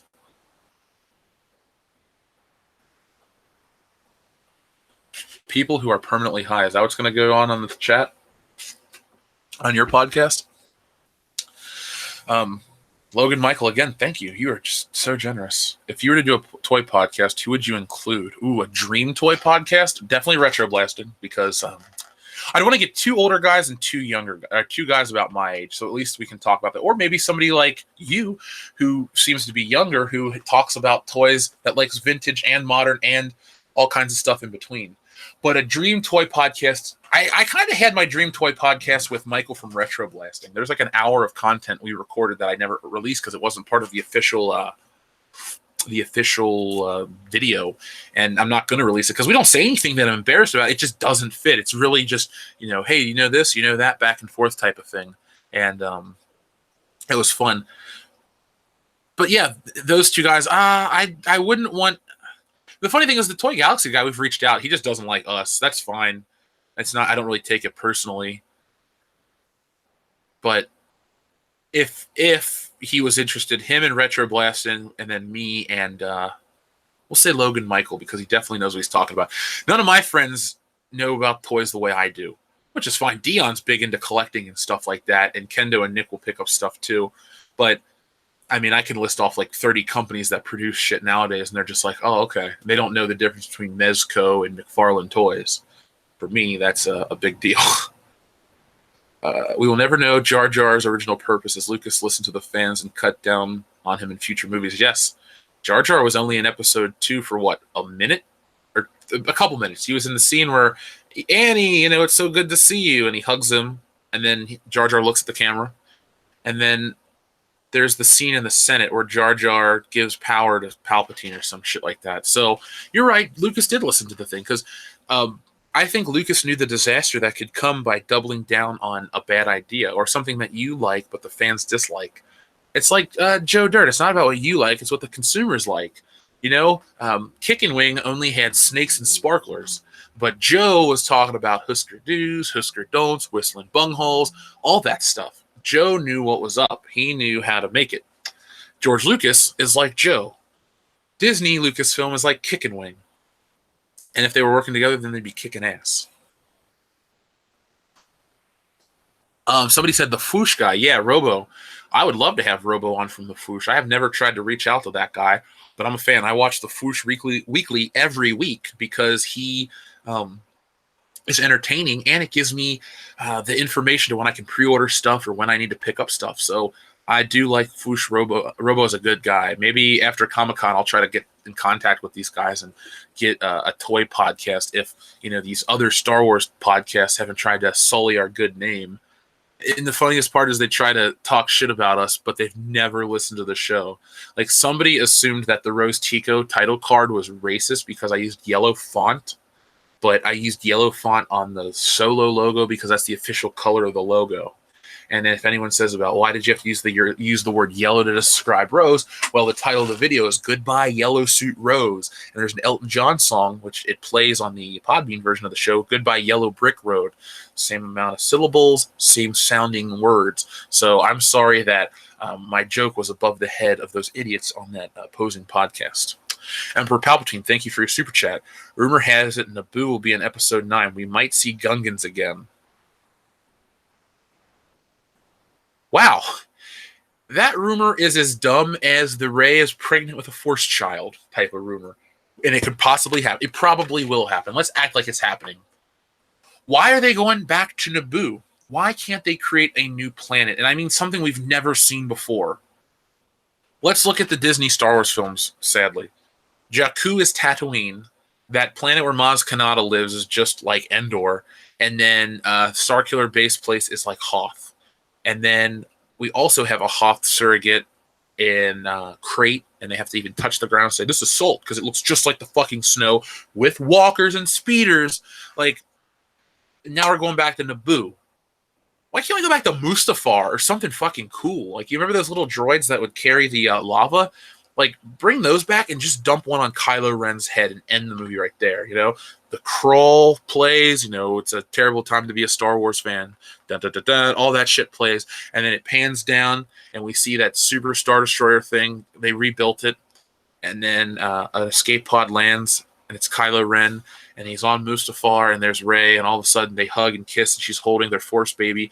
And that little droid sneaks up, and boom. Hot Lava, directed by George Lucas. There we go. That's episode 9. I just made it right here. I'll wait for my check in the mail. Canto Bight is almost like Cloud City. Yeah, it's definitely similar to that. A place of opulence. Except Cloud City serves a purpose. Canto Bight, they're just trying to find their Kmart Lando Calrissian to betray them. Cloud City was a lot cooler because you think it's the safe haven for them. They're going to escape the Empire, and just when you think they're safe, boom, there's Darth Vader. Why don't I mention the Crystal Fox boys? The Crystal Foxes were a marketing ploy to get people excited about animatronic puppetry and stuff like that. Also, Rian Johnson needs to keep the animal rights messages out of Star Wars movies. They just don't do anyone any good. I don't advocate any violence towards animals, but Star Wars doesn't work when it's, we stop to talk about child abuse and animal rights. Utapau was a dope planet. Yeah, it was a pretty cool looking thing. The different layers, the levels, and how it was basically just like you dug into the core of the planet and lived or moved up like that. That was different. Coruscant was really cool. If you have to go back to a Star Wars planet, go back to Coruscant and like have a good moment there. I don't think I'm stretching with Maz Kanata's planet. It's a jungle, a forest, or whatever the hell it was. It was just what we saw was just like looking at Endor. And you covered all those different terrains in one movie. It's this homage to the old Star Wars movies. It was the same shit, different day. Do I think making a movie based on nostalgia is bad because in 40 years, when people see the OT, then The Force Awakens, they won't have nostalgia while watching it? That's a very good question. Yeah, I do. I think it's a bad idea now because the next, the kids that are seeing The Force Awakens, if they didn't like it, they just didn't like it, and then they're done with the next generations of Star Wars people or fans aren't created. It was dumb. I think it worked because it duped a lot of people, but it worked only for a short amount of time. There are other film franchises that remake the same movie constantly and slap another number on it, and they get away with it. Star Wars failed in a historic record. I mean, before you know it, they're already out of ideas, and before you know it, people will just be like, "Oh, it's not original. I don't want to watch it," type of thing. So nostalgia is a powerful tool, but it works only in the short term. They use Gungans in the comic books, but they're in a good way. They have a cool one-eyed Gungan bartender. A one-eyed Gungan bartender sounds like a pretty cool drink, actually.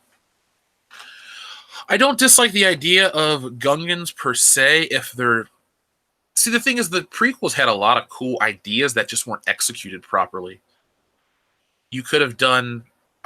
for me personally, I would have made Kamino a little scarier. I think that would have worked to have it, you're a little more on edge because of those weird Kaminoan creatures. The Gungans could have been more savage. Like the Ewoks should have been more savage. Should have been an army of Wookiees. But execution's more important, as important as the idea behind it. Actually, in many ways, execution's more important because if you don't have a good idea and you make a meal that turns out great because you executed it well and you had no idea what you're doing, well, that's a win in my book. Padme's tomb is on Naboo. Maybe a flashback of Vader there. Flashback of Vader? Like, would it be for Kylo Ren to have a flashback of Darth Vader visiting Padme's tomb on Naboo? I don't want more Darth Vader, like, in this movie. I don't want... Because Anakin is Darth Vader, but Kylo Ren doesn't know Vader's story. I find it stupid when he held his helmet and was like, I will finish what you started, or whatever he said to him. Like, Vader finished what he started. He was redeemed. Instead of Luke fighting Kylo Ren as a Force apparition and all that dumb shit, you should have had Luke and Kylo Ren fight in Episode 9. And the way Kylo Ren's defeated by Luke is not by Luke getting killed or Kylo getting killed, but he's like, yeah, Darth Vader redeemed himself. And the truth comes out. And then Snoke gets turned on by Kylo Ren, and Kylo Ren kills Snoke that way. We jumped the gun with so many possibly decent ideas from Episode 7, or that could have been in Episode 8, but we don't have that. So let's see. How am I today? Phoenix X Shaman. I'm well. I'm tired, but I'm glad to be here. We got, about 40 more minutes of the show, and it's been really well received. I've been getting a lot of positive responses from people that have messaged me privately. I love the morning show. I listen to it at work. I think his name was Dave. He sent me a message over on Patreon. He was really supportive. It's really nice to have people say that stuff. I'm not trying to sound preachy when I say this, but it makes it worth getting up at like 6 a.m. when I normally wouldn't for the channel. I'd get up, drink a bunch of coffee, and get this show on the road. And it's been a lot of fun. So when you ask me how I'm doing when I'm doing the show, I'm very happy. And I hope you're doing well today, Phoenix. Let's see. At this point, it's a joke. They should do a Star Wars Seinfeld mashup. Newman is Darth Vader, Seinfeld is Luke, George is R2-D2, Kramer C-3PO, Elaine is Leia, etc. I've said on air, I don't like Seinfeld, but I like your idea because I get it. I've seen Seinfeld. So I get that. So if you guys ever make references to things that I'm not a fan of, don't ever feel like, hey, I hate your idea or I'm trying to shoot you down, because that is funny and that made me laugh. Why doesn't Anakin's ghost ever tell Kylo to turn back to the light? Maybe because they... I don't know. That's a good question. That is a really good question. That is a really good question.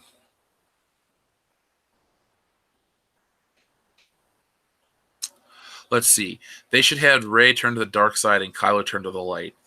Do you think that's a little too predictable at this point, or do you think that they could still pull it off? Look, you're not going to change my opinion on the last couple of years of Star Wars, but if you end strong, you might change a lot of people's opinions about the future. I don't know. I'm conflicted.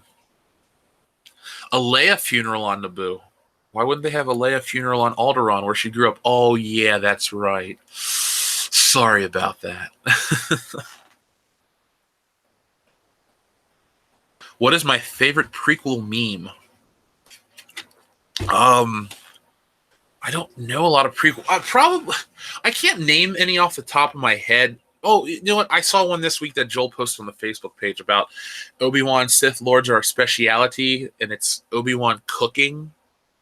That makes me laugh. I like that one. That's a lot of fun.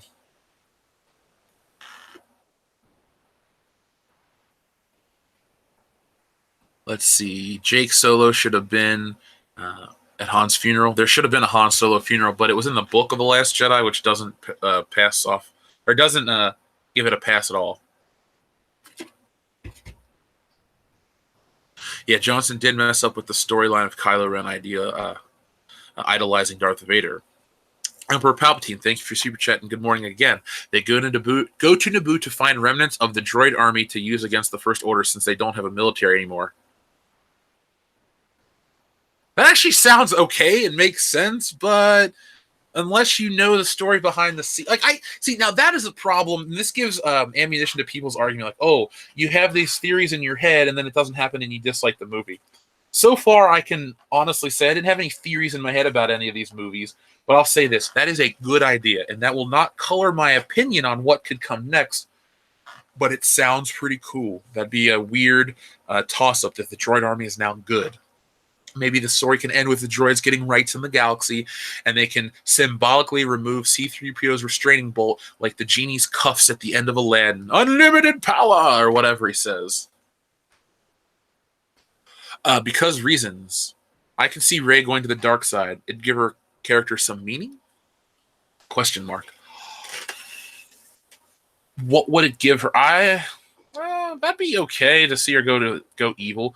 I want to see her just like go ape shit, and then somebody just cut her down in her prime and show you that the dark side is truly evil.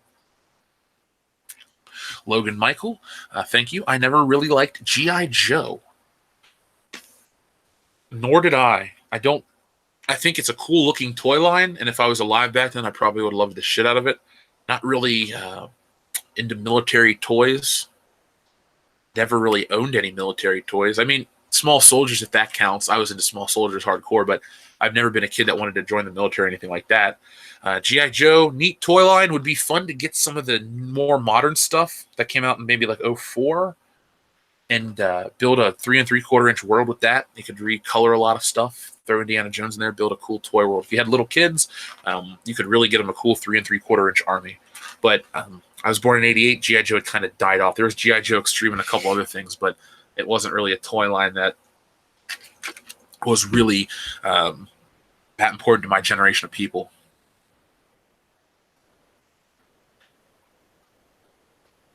Anyone find it odd that there was no medical technicians watching Finn's med pod in The Last Jedi? Remember, Damien, it's all for the joke. It was all for that visual gag of Finn in that suit with the little shit spurting out of his back. That's the whole logic be damned. They want a joke because that's what Star Wars is, a comedy of errors.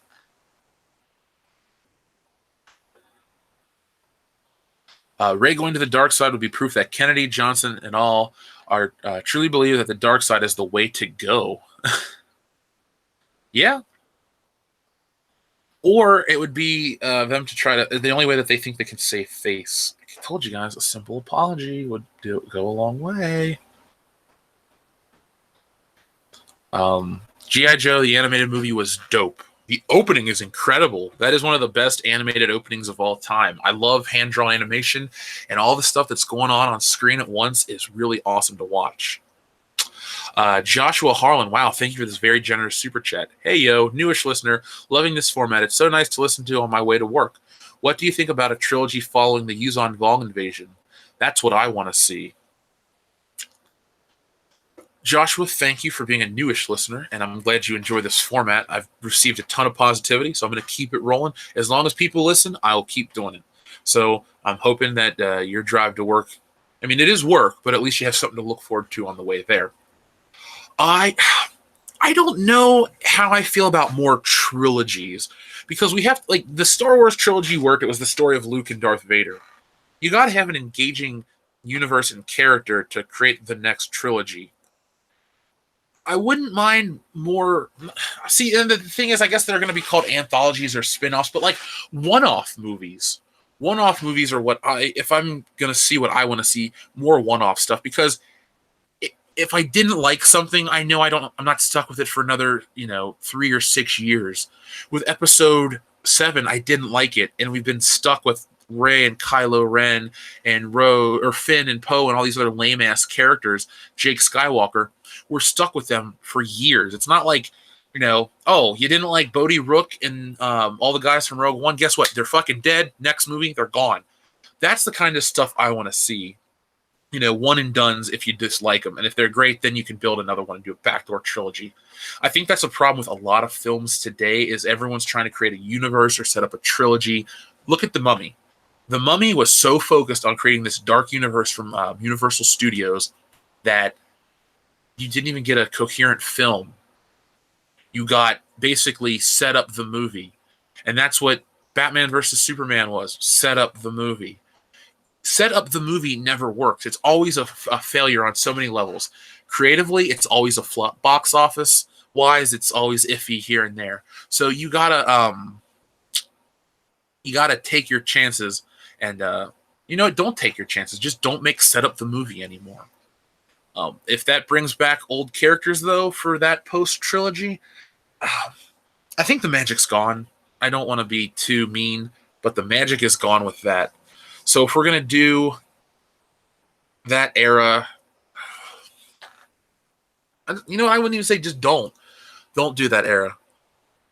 What do you guys think about Joshua's idea? He wants a trilogy following the Yuzon Vong. You guys let me know about that, and I'll read what you guys think on air. Thank you again, Joshua. That was very generous, and I greatly appreciate it. Because reasons. Rey going to the dark side because of her parents. Think about it. What reason does she have to stay on the light side? I can't think of one. Yeah, I can't think of one either. I can't think of why she's a fucking Jedi. She just escaped a planet, and then the Tale of the Jedi engaged her so much. There are so many reasons why her being the hero of that story is just poor. I wouldn't be too upset if Kylo turned to the light side, but what would his purpose be? He essentially killed his uncle and his dad, and he couldn't pull the trigger on his mom. We're supposed to show he's conflicted. I think it would have been cool if he would have killed her right then and there. It would have been the end of Princess Leia.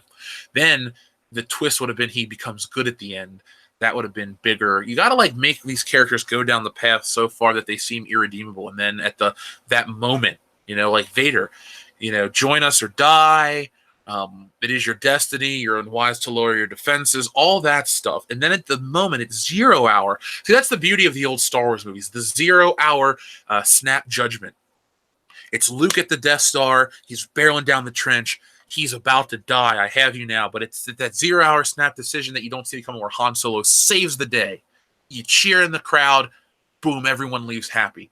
Return of the Jedi. Luke has beaten Darth Vader. Oh, no, he hasn't. The Emperor's going to kill Luke. You will die, young Jedi.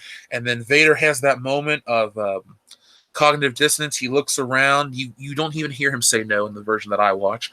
And then boom, he lifts up the Emperor and throws him over the end down the reactor shaft. It's that last moment snap judgment that you need because you think all is lost, and then you just play on the emotions of people, and you come back and you finish strong. This middling building towards something, and this wet fart that is the sequel stuff doesn't get the emotion out of anybody. You got to treat it like you got to reach the emotions of people that don't like your movies. You got to say, "Oh, I don't really like Star Wars, but man, that ending got me." And then they may check out other Star Wars movies, and then you can build a fandom from that. David Hervey, thank you and good morning. Still waiting for Ruin Johnson to explain how Luke got to Octo without an astromech droid. Oh yeah, that actually is a question I never thought, because his X-wing's clearly in the water and R2-D2's clearly away. I guess they'll say, another droid is underneath the water or something, or he used the Force to pilot the ship, something shitty like that. Tanae, thank you very much. Good morning. To be honest, I didn't like Rogue One because of the cast and the cringy dialogue, like when Jin says, "May the Force be with us," in that one scene. It just makes my skin crawl. I'm with you on the cringy dialogue, and the characters I liked were K2SO and Donnie Yen and the big guy. I was into those. I was genuinely sad when the droid died. I was like, no.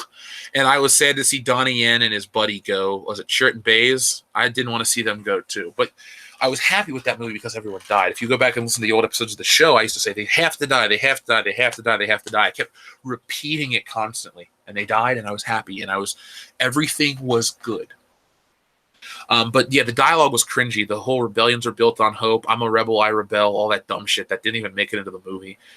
They need to really cut down on the forced, preachy, garbage dialogue and get somebody that can improvise a little bit. Maybe that's what we were about to have with Lord and Miller Solo. There's this, like Harrison Ford used to say to George Lucas, you can write this shit, but you can't say it. Maybe Lord and Miller had that script, and they prescribed to that theory, and they were trying to give us the most authentic Han Solo. And maybe Alden Ehrenreich could act a little better when given that freedom. But we'll never see that movie. So thanks to Disney, it's more basically it's more Senate speak. It's boring and shitty. Because reasons. The Vaughn can suck it. No. Well, be nice. No, that's fine. I know a lot of people have strong opinions on these on Vaughn. We talked about that a lot at college. Logan Michael, I just want an Old Republic movie. A lot of people want an Old Republic movie, Logan Michael. And maybe one day you'll get that. Maybe from the Game of Thrones people. Who knows? We'll see.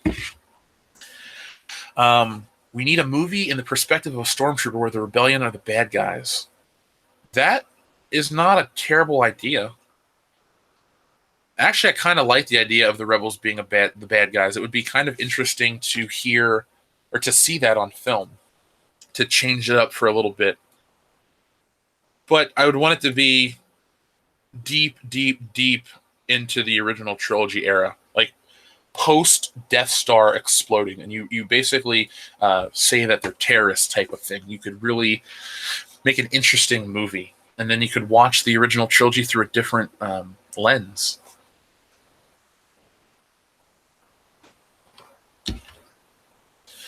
We need Star Wars, a Star Wars story.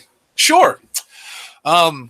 I'll get right on that. Let's crowdfund that together, guys. Let's get that $33 million in real money, and we will make Star Wars a Star Wars story. We'll get James Earl Jones to narrate us Star Wars a Star Wars story while I act it out on screen with action figures. How does that sound?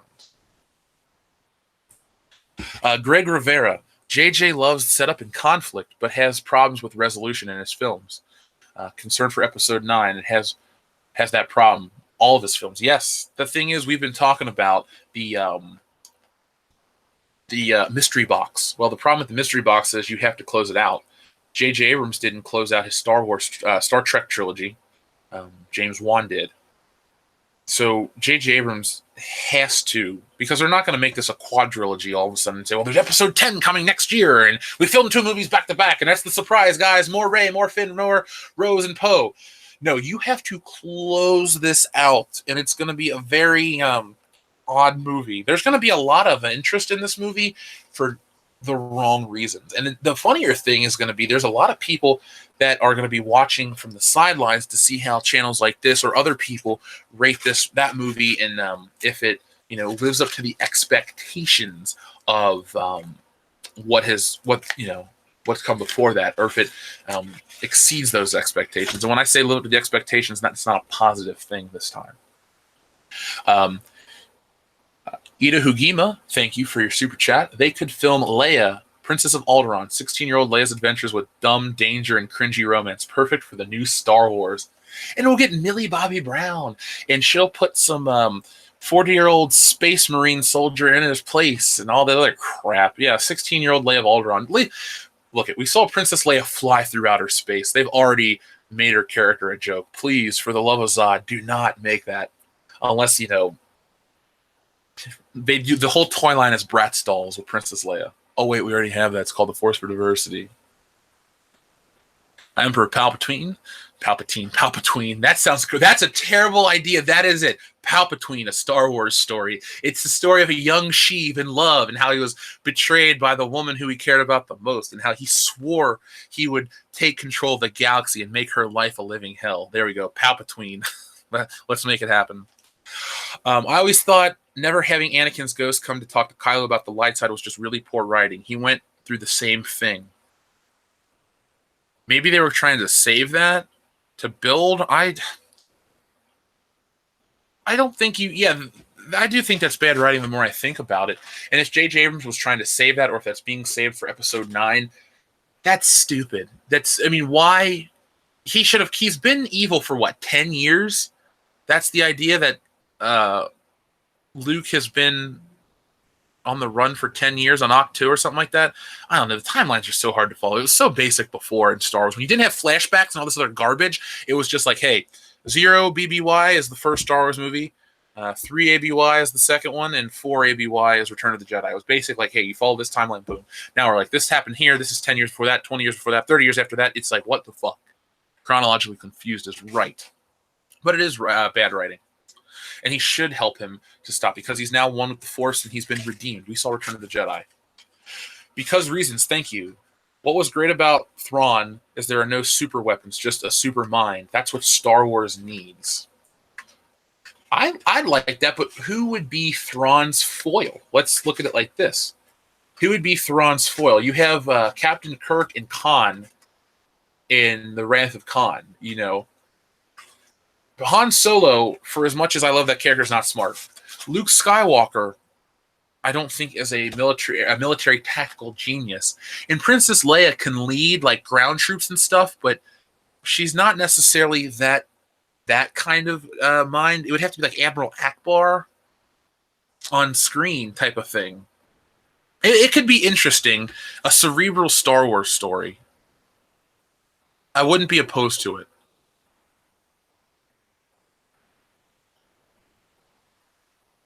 Logan Michael, thank you again. The Stranger Things fandom is cringeworthy. Yeah, they are.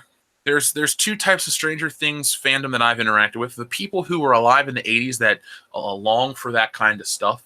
And that's fine. We all pine for some of our younger days. I used to miss the days of college, but now with the channel and the way everything's going, I really don't even think about those days anymore. I'm happy with where life's going now. Like, I can't wait for the future. Before it was like, man, if I could only go back to this year and relive that and have so much fun. Now life's awesome, better than it was before. So that's just a side tangent for me. But the other people that I find the cringeworthy ones are the ones that are like so into the show, but don't get what it's like an homage to, and they don't you don't even have to. You can like the show and not understand what it's homage to. I'm not trying to sound like I'm coming from that place, but you just get these people that build it up and shit on other things about, other things in pop culture. And I don't know, Stranger Things is good, but I've seen better stuff. And season 2 to me was a letdown in many ways. That one episode where 11 goes to Chicago, that was the worst episode of Stranger Things. It was terrible. It was embarrassing.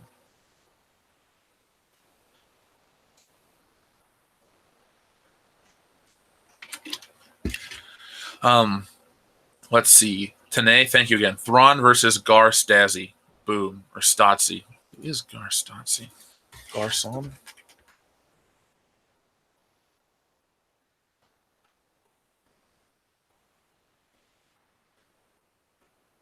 Oh, it's one of these creatures, a Duros. Okay, yeah, the guy from the in the cantina. And isn't whatchamacallit a Duro? The what's that guy's name? Cad Bane, isn't he one of those? It's funny how if you go to Wikipedia, there's a tab for canon and a tab for legends, and it comes from Star Wars Explained. Huh. That seems convenient. That was an ironic cough. I'm feeling fine.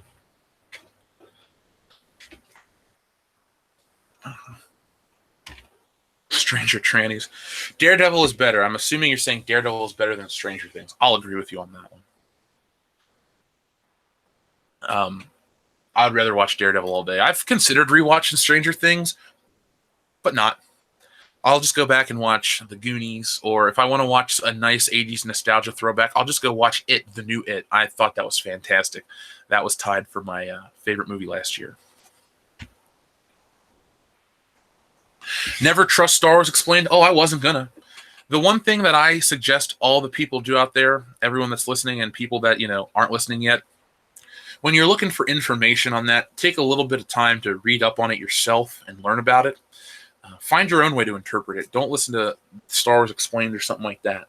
Like when I talk about Spider-Man, I don't just say, go watch Comics Explained. I advocate you guys check out the actual source material so you can learn about it yourself. Because when I say check this out, it's not like I'm saying, hey, go read a history textbook or, a boring biology book. No, read a comic book. They're made for fun. It's not like I'm asking for people to do a hard thing. Stranger Things was filmed on your street, so that means you live in, was it Jackson, Georgia? Or something like that? Just announced, Jeff. Hot Toys San Diego Comic-Con Darkside Anakin. More prequel collectibles. That's interesting. So we had Count Dooku and Yoda announced. And it's funny how Disney is like, hey, we may have milked the original trilogy fan base for nostalgia and money, and they're kind of pissed off, so let's try to go for the prequel fan base now. Huh.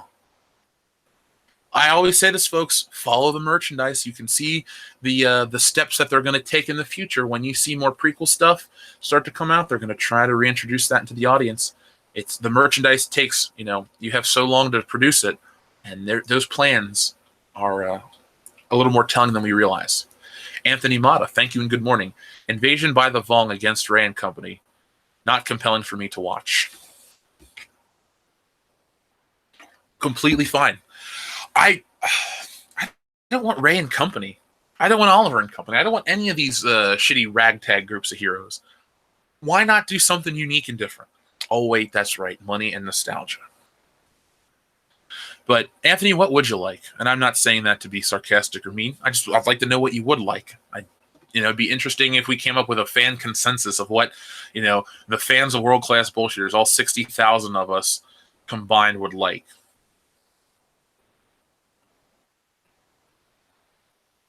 What do I think is the worst shape in Star Wars movies? Or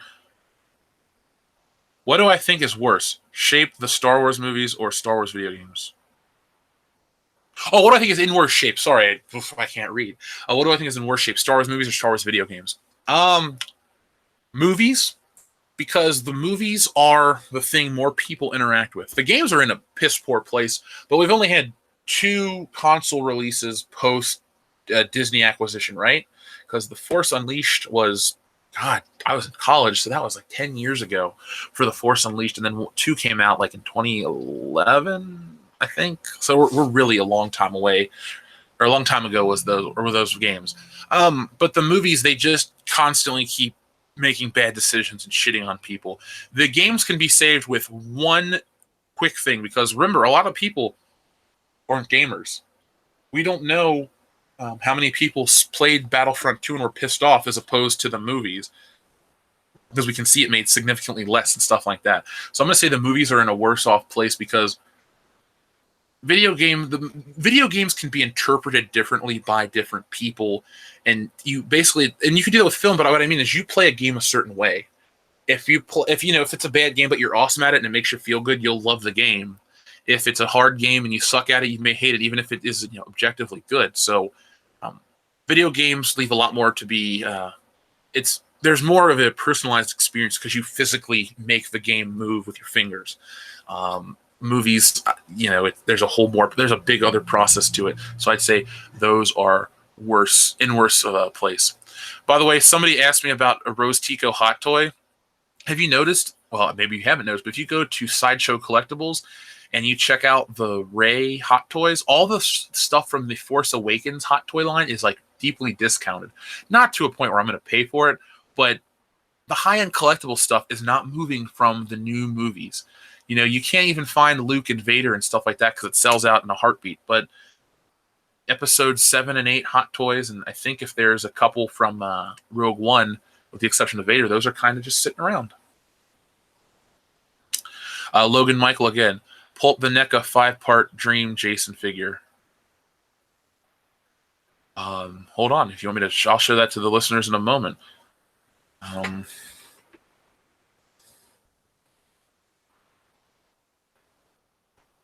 Oh, okay. That looks kind of cool. Now, Friday the 13th Part 5 sucks. Like, just flat out, that movie is terrible. We watched it for... folks, if you like Friday the 13th, go back and listen to us talk about it here on the channel. We did a live stream as well as some other stuff. That is a neat-looking toy. I'll give it that. I just don't think I'm going to purchase it anytime soon, because it's Jason. Michael Myers all day, man. Yeah. Another week is almost over here on World Class Bullshitters. I can't believe it. Loud Toilet. I was dumb enough to pre-order the Force Awakens hot toys. Loud Toilet, man. You have a perfect screen name. No, all joking aside, I'm sorry that you pre-ordered that stuff. Unless you enjoy it. Unless you truly enjoy it, that is all on you. But when stuff is deeply discounted, it must mean people don't want it. And it doesn't always make it bad. I picked up a James Bond Hot Wheel for like 40% off. Doesn't mean it's bad. It just means it's not selling and the demand isn't there. So that's why they don't do a lot of Bond merchandise, and that's why they're not going to do a lot more high-end stuff when it comes to Star Wars sequel films, because it doesn't sell. Anthony Mata, I would like to see Old Republic on screen. A lot of potential there. A lot of people would like to see the Old Republic. That could have been another smart decision. Let's play armchair film producer. You start out with Disney. They put out Rogue One. Boom. Nice revisiting of the original trilogy. We're good to go. Everyone sees X-Wings, TIE Fighters, CGI Princess Leia, Darth Vader. Boom, everyone's happy. The hype is there. You get that 10-year wait, and it's paid off with that. And then you jump right into an Old Republic trilogy, something new, something different, something new and different at Disney Star Wars? No, that'll never happen. But it could have been cool. I get that comment every day about original or Old Republic, Old Republic, Old Republic. You'd think they'd listen. You'd think they'd at least acknowledge that it's happening, because here's a smart move, Disney, Lucasfilm. Instead of giving us all this ammunition to talk about the terrible things that are going on, why don't you say, hey, an Old Republic film's coming, and you'll quell a lot of those complaints. A lot of people are just going to be like, oh, well, the Old Republic's coming. I'll wait for that one. I just, blah, blah, blah. I don't know. They could chill out. Don't forget they released Star Wars Jedi Challenge, which is an overpriced VR tech demo. I did forget about that game because, I didn't play it. VR was never something I was going to get into. If you were a child of the 90s, VR was a part of every TV show, every cartoon, comic book. They thought VR was the future, and then it went away, and now it's back again. And somebody like me, I remember the first VR craze, didn't get into it, and I'd rather just go out and do something cool with my life. Favorite Jason mask, unmasked face, and outfit, one for each. I guess I like Jason from Part 7 the best. Fat Jason from Part 6 makes me laugh. Part 5 is dumb. Part 4 and 3 are cool. And 2 is just a smelly hillbilly. Jeff, is that true? The $2 Rey figure I saw 3 weeks ago. Yes, the Emperor, it is true. You guys know those like 10-inch shampoo bottle figures that don't really move much? I saw those for $1.25 back in February. So that stuff is true. Eastside Eric says, I think it would have made more sense to do episode 9 when the OT actors were not as old, and they could have made the prequels now. I agree. I'm on record of saying they should have, episode 7 through 9 should have taken place in 1999 through 2005.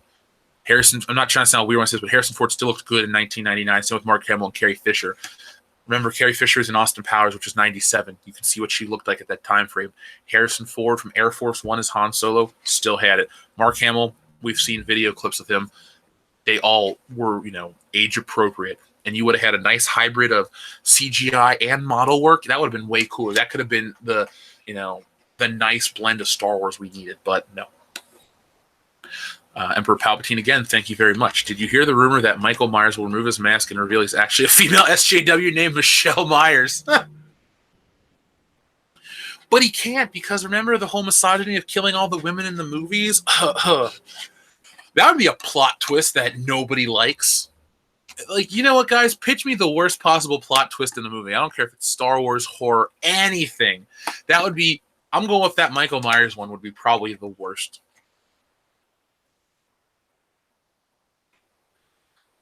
No one likes Tico. For the Republic. Rob Zombie made him abused in the hillbilly. Made him an abused hillbilly kid. Yeah, I saw Rob Zombie Halloween. Like I said, opening night back in 2007. It was my freshman year at college. I was pumped. I thought it was going to be great. I left. It was okay. Do I regret seeing it in theaters? No, but I definitely regret seeing part 2 in theaters. Oh, I finished my coffee. Perfect time, too. We only got a few minutes left of the show. Hope you guys miss me over the weekend. I'm going to miss doing this, but I do need some time to sleep in on the weekends.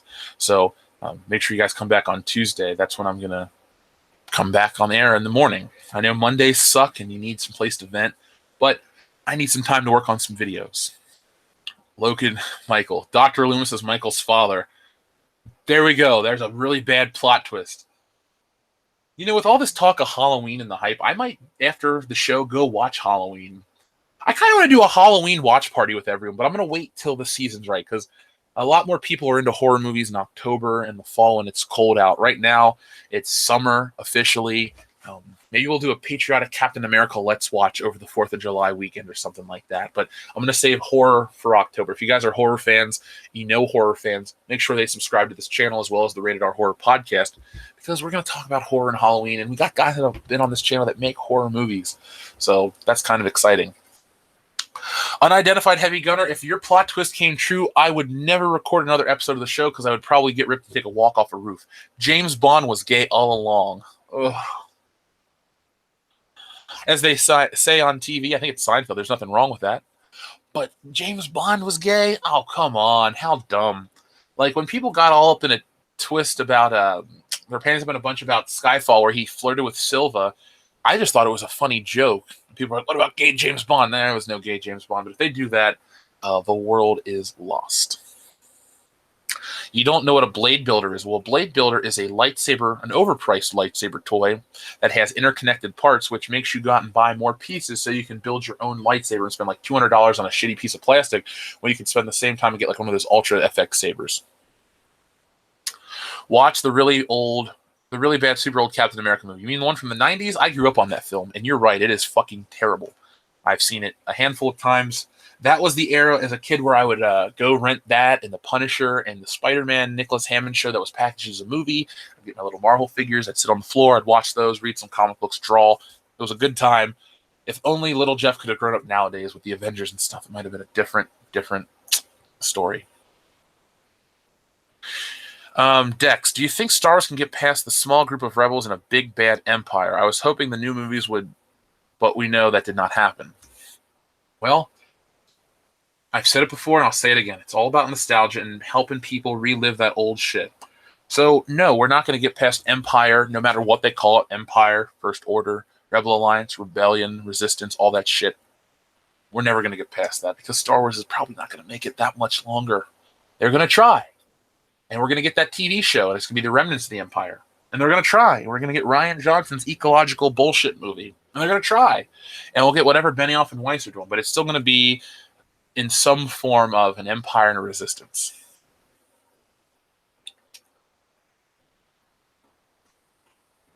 Let's see. Super chat from Logan Michael. Thank you again. Rose Tico is the granddaughter of the Jedi from Rogue One.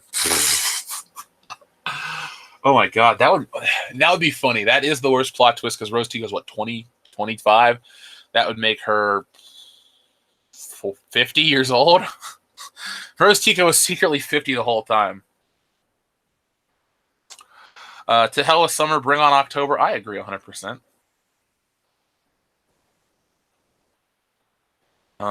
Where was somebody had a really good plot twist? Plot twist: Jeff finally watches Buckaroo Banzai. Yeah, plot twist: Jeff does watch Buckaroo Banzai and listens to audiobooks. Thank you, just for being generous and patient with me. I'll get to that. Episuck 9 will tank. I like that name, Episuck 9. That'd be a cool t-shirt. Woke Wars Episuck 9. Maybe we'll make it happen. Rose Tico is a Vong. We'll double down and sink the ship. Rose Tico would need to be blind. Well, you saw the way she flew a ship. Rose is Darth Plagueis and impregnated Shmi Skywalker. There we go. I think Albedo wins for the shittiest plot twist ever in a Star Wars movie. Rose Tico impregnated Shmi Skywalker. Oh my god. Oh, that was awesome. That was awesome. Plot twist: Rey gets her arm cut off, and it was the droid the whole time. She can get Rey C-3PO's red arm. David Wheeler: Jeff is really an SJW trolling us to get money on Patreon. Now that's the twist. Oh god, I've been found out. Let's execute Order 66 and wipe out all the people who think that.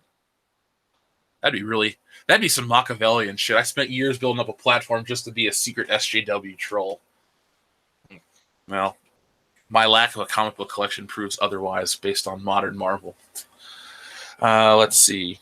Snoke is actually old Doc Brown that time travels through space with his locomotive. What about Jules and Vern and Clara? Did Clara die? Is that why Doc turned evil? Plot twist: The Last Jedi was interesting. Ooh. Let's keep it in the realm of reality there, Trent. Matt Murdock isn't blind. I like that. That's a secret plot twist. What does Order 69 do? Find out next time on Dragon Ball Z. David Cook. Wow, this is a very generous one. Thank you very much.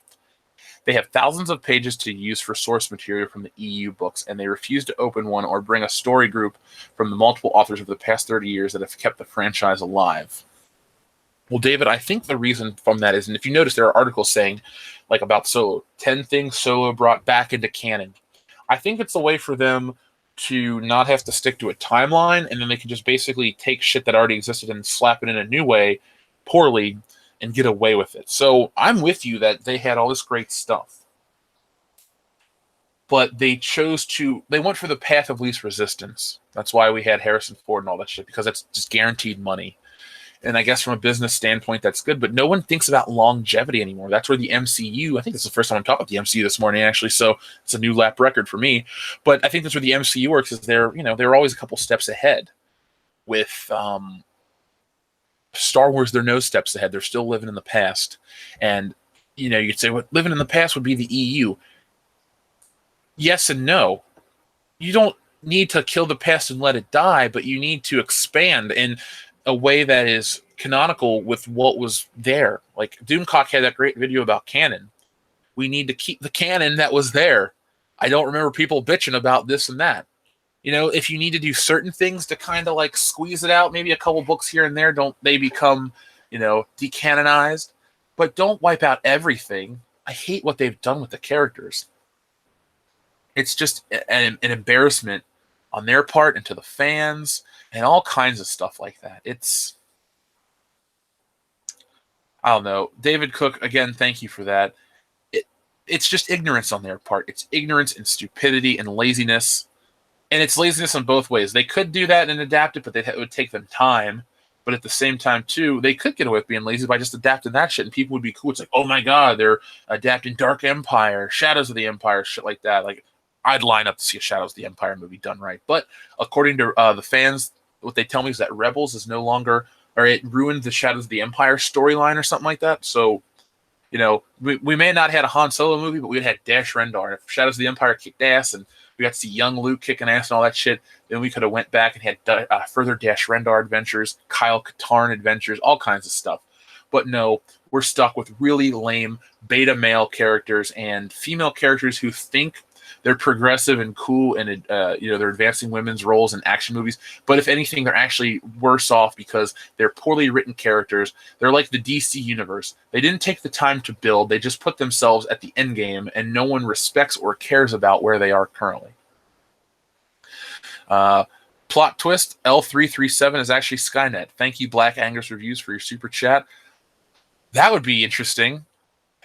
What is it, August 23rd, 1997 or something? Skynet goes online. So that's when Solo takes place, because as soon as they uploaded L337 to the Millennium Falcon, they broadcast that and came to Earth and destroyed that. Oh, man. So here we go. I'm gonna end with this one. It's not a super chat, but it's awesome. Plot twist, Mundane Matt releases a good review. Oh, my God. That was hilarious. So, folks, thank you. Oh, hold on. American Trent 421 plot twist. Bruce Wayne rubbed Jack's rhubarb. That's why he shot him. He got too nuts and rubbed his rhubarb. God damn it. That was a fun commentary. I love Batman 89 so much, folks. If you're a patron and you can suggest, or you want to be on a show like this, in terms of a commentary or something, let me know. We'll make it happen. Pick a movie. We don't have to like it. It's all about you guys. We're getting some requests to appear on shows, episodes of the podcast. We can make that kind of stuff happen. Let me just get back to you over on Patreon. So if you shot me a message over the last 2 or 3 days, I will be getting back to you tonight, and we will talk then and there, and we will work out a schedule. Logan Michael, have a good one. Thank you. No, you have a great one. Thank you for the super chats. Thank you for bringing up the awesome discussions about toys and Michael Myers and stuff like that. It's people like you and everyone that listen in the morning that send in questions, both super chat and non, that help diversify the topics and keep this about entertainment, keep this fun, keep this exciting. This is officially the first week of Good Morning Pop Culture with Jeff Hicks. I'm still going to make a coffee mug for Good Morning Pop Culture that you guys can pick up, and it'll be a big 16-ounce mug. You can load it up with coffee. You can glug that down, listen to me talk about entertainment while you're at work. So everyone, thank you to everyone. Thank you to everyone. No, thanks to everyone who's watched. Thanks for sticking with me this morning. It's been a lot of fun. I'll definitely be back on Tuesday at 7:45 Eastern Standard Time. That is 7:45 in the AM, because it wouldn't be Good Morning Pop Culture if it took place at night. But as I said, this show does put the world in world-class bullshitters, because we're reaching people from Australia and Ireland and Europe and maybe Japan, all kinds of places. So thanks to our international audience, thanks to our U.S. audience who maybe put this on at work and they're like, oh my God, if he says something crazy, I can get in trouble. Don't worry, I'll talk to your boss for you if I say something that gets you in trouble at work. I'm good for it.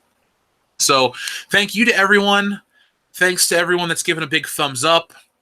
Hit the like button. That'd be great. Make sure you guys tell everyone about this show. If you haven't been able to watch the whole thing live, go back and check it out. And go back and check out this week's other episodes. I'm going to go off the air, and I'm going to start working on the next couple of videos. I got a couple of really good ones that I want to put out, and I don't want to slack on that. So that's why the show is a Tuesday through Friday show, so it gives me plenty of time to create the content you love on this channel, as well as go live and interact with everyone. Final bit of housekeeping. Remember, this Tuesday night, the High Council is here on World Class Bullshitters. I've talked to Doomcock. He's making it happen. So bring all your questions for Doomcock. Bring your anger. Bring your excitement. Bring the hype, because this week's High Council is Jeff Hicks of World Class Bullshitters, Ethan Van Sciver of Comic Artist Pro Secrets, Jeremy from Geeks and Gamers, and Doomcock.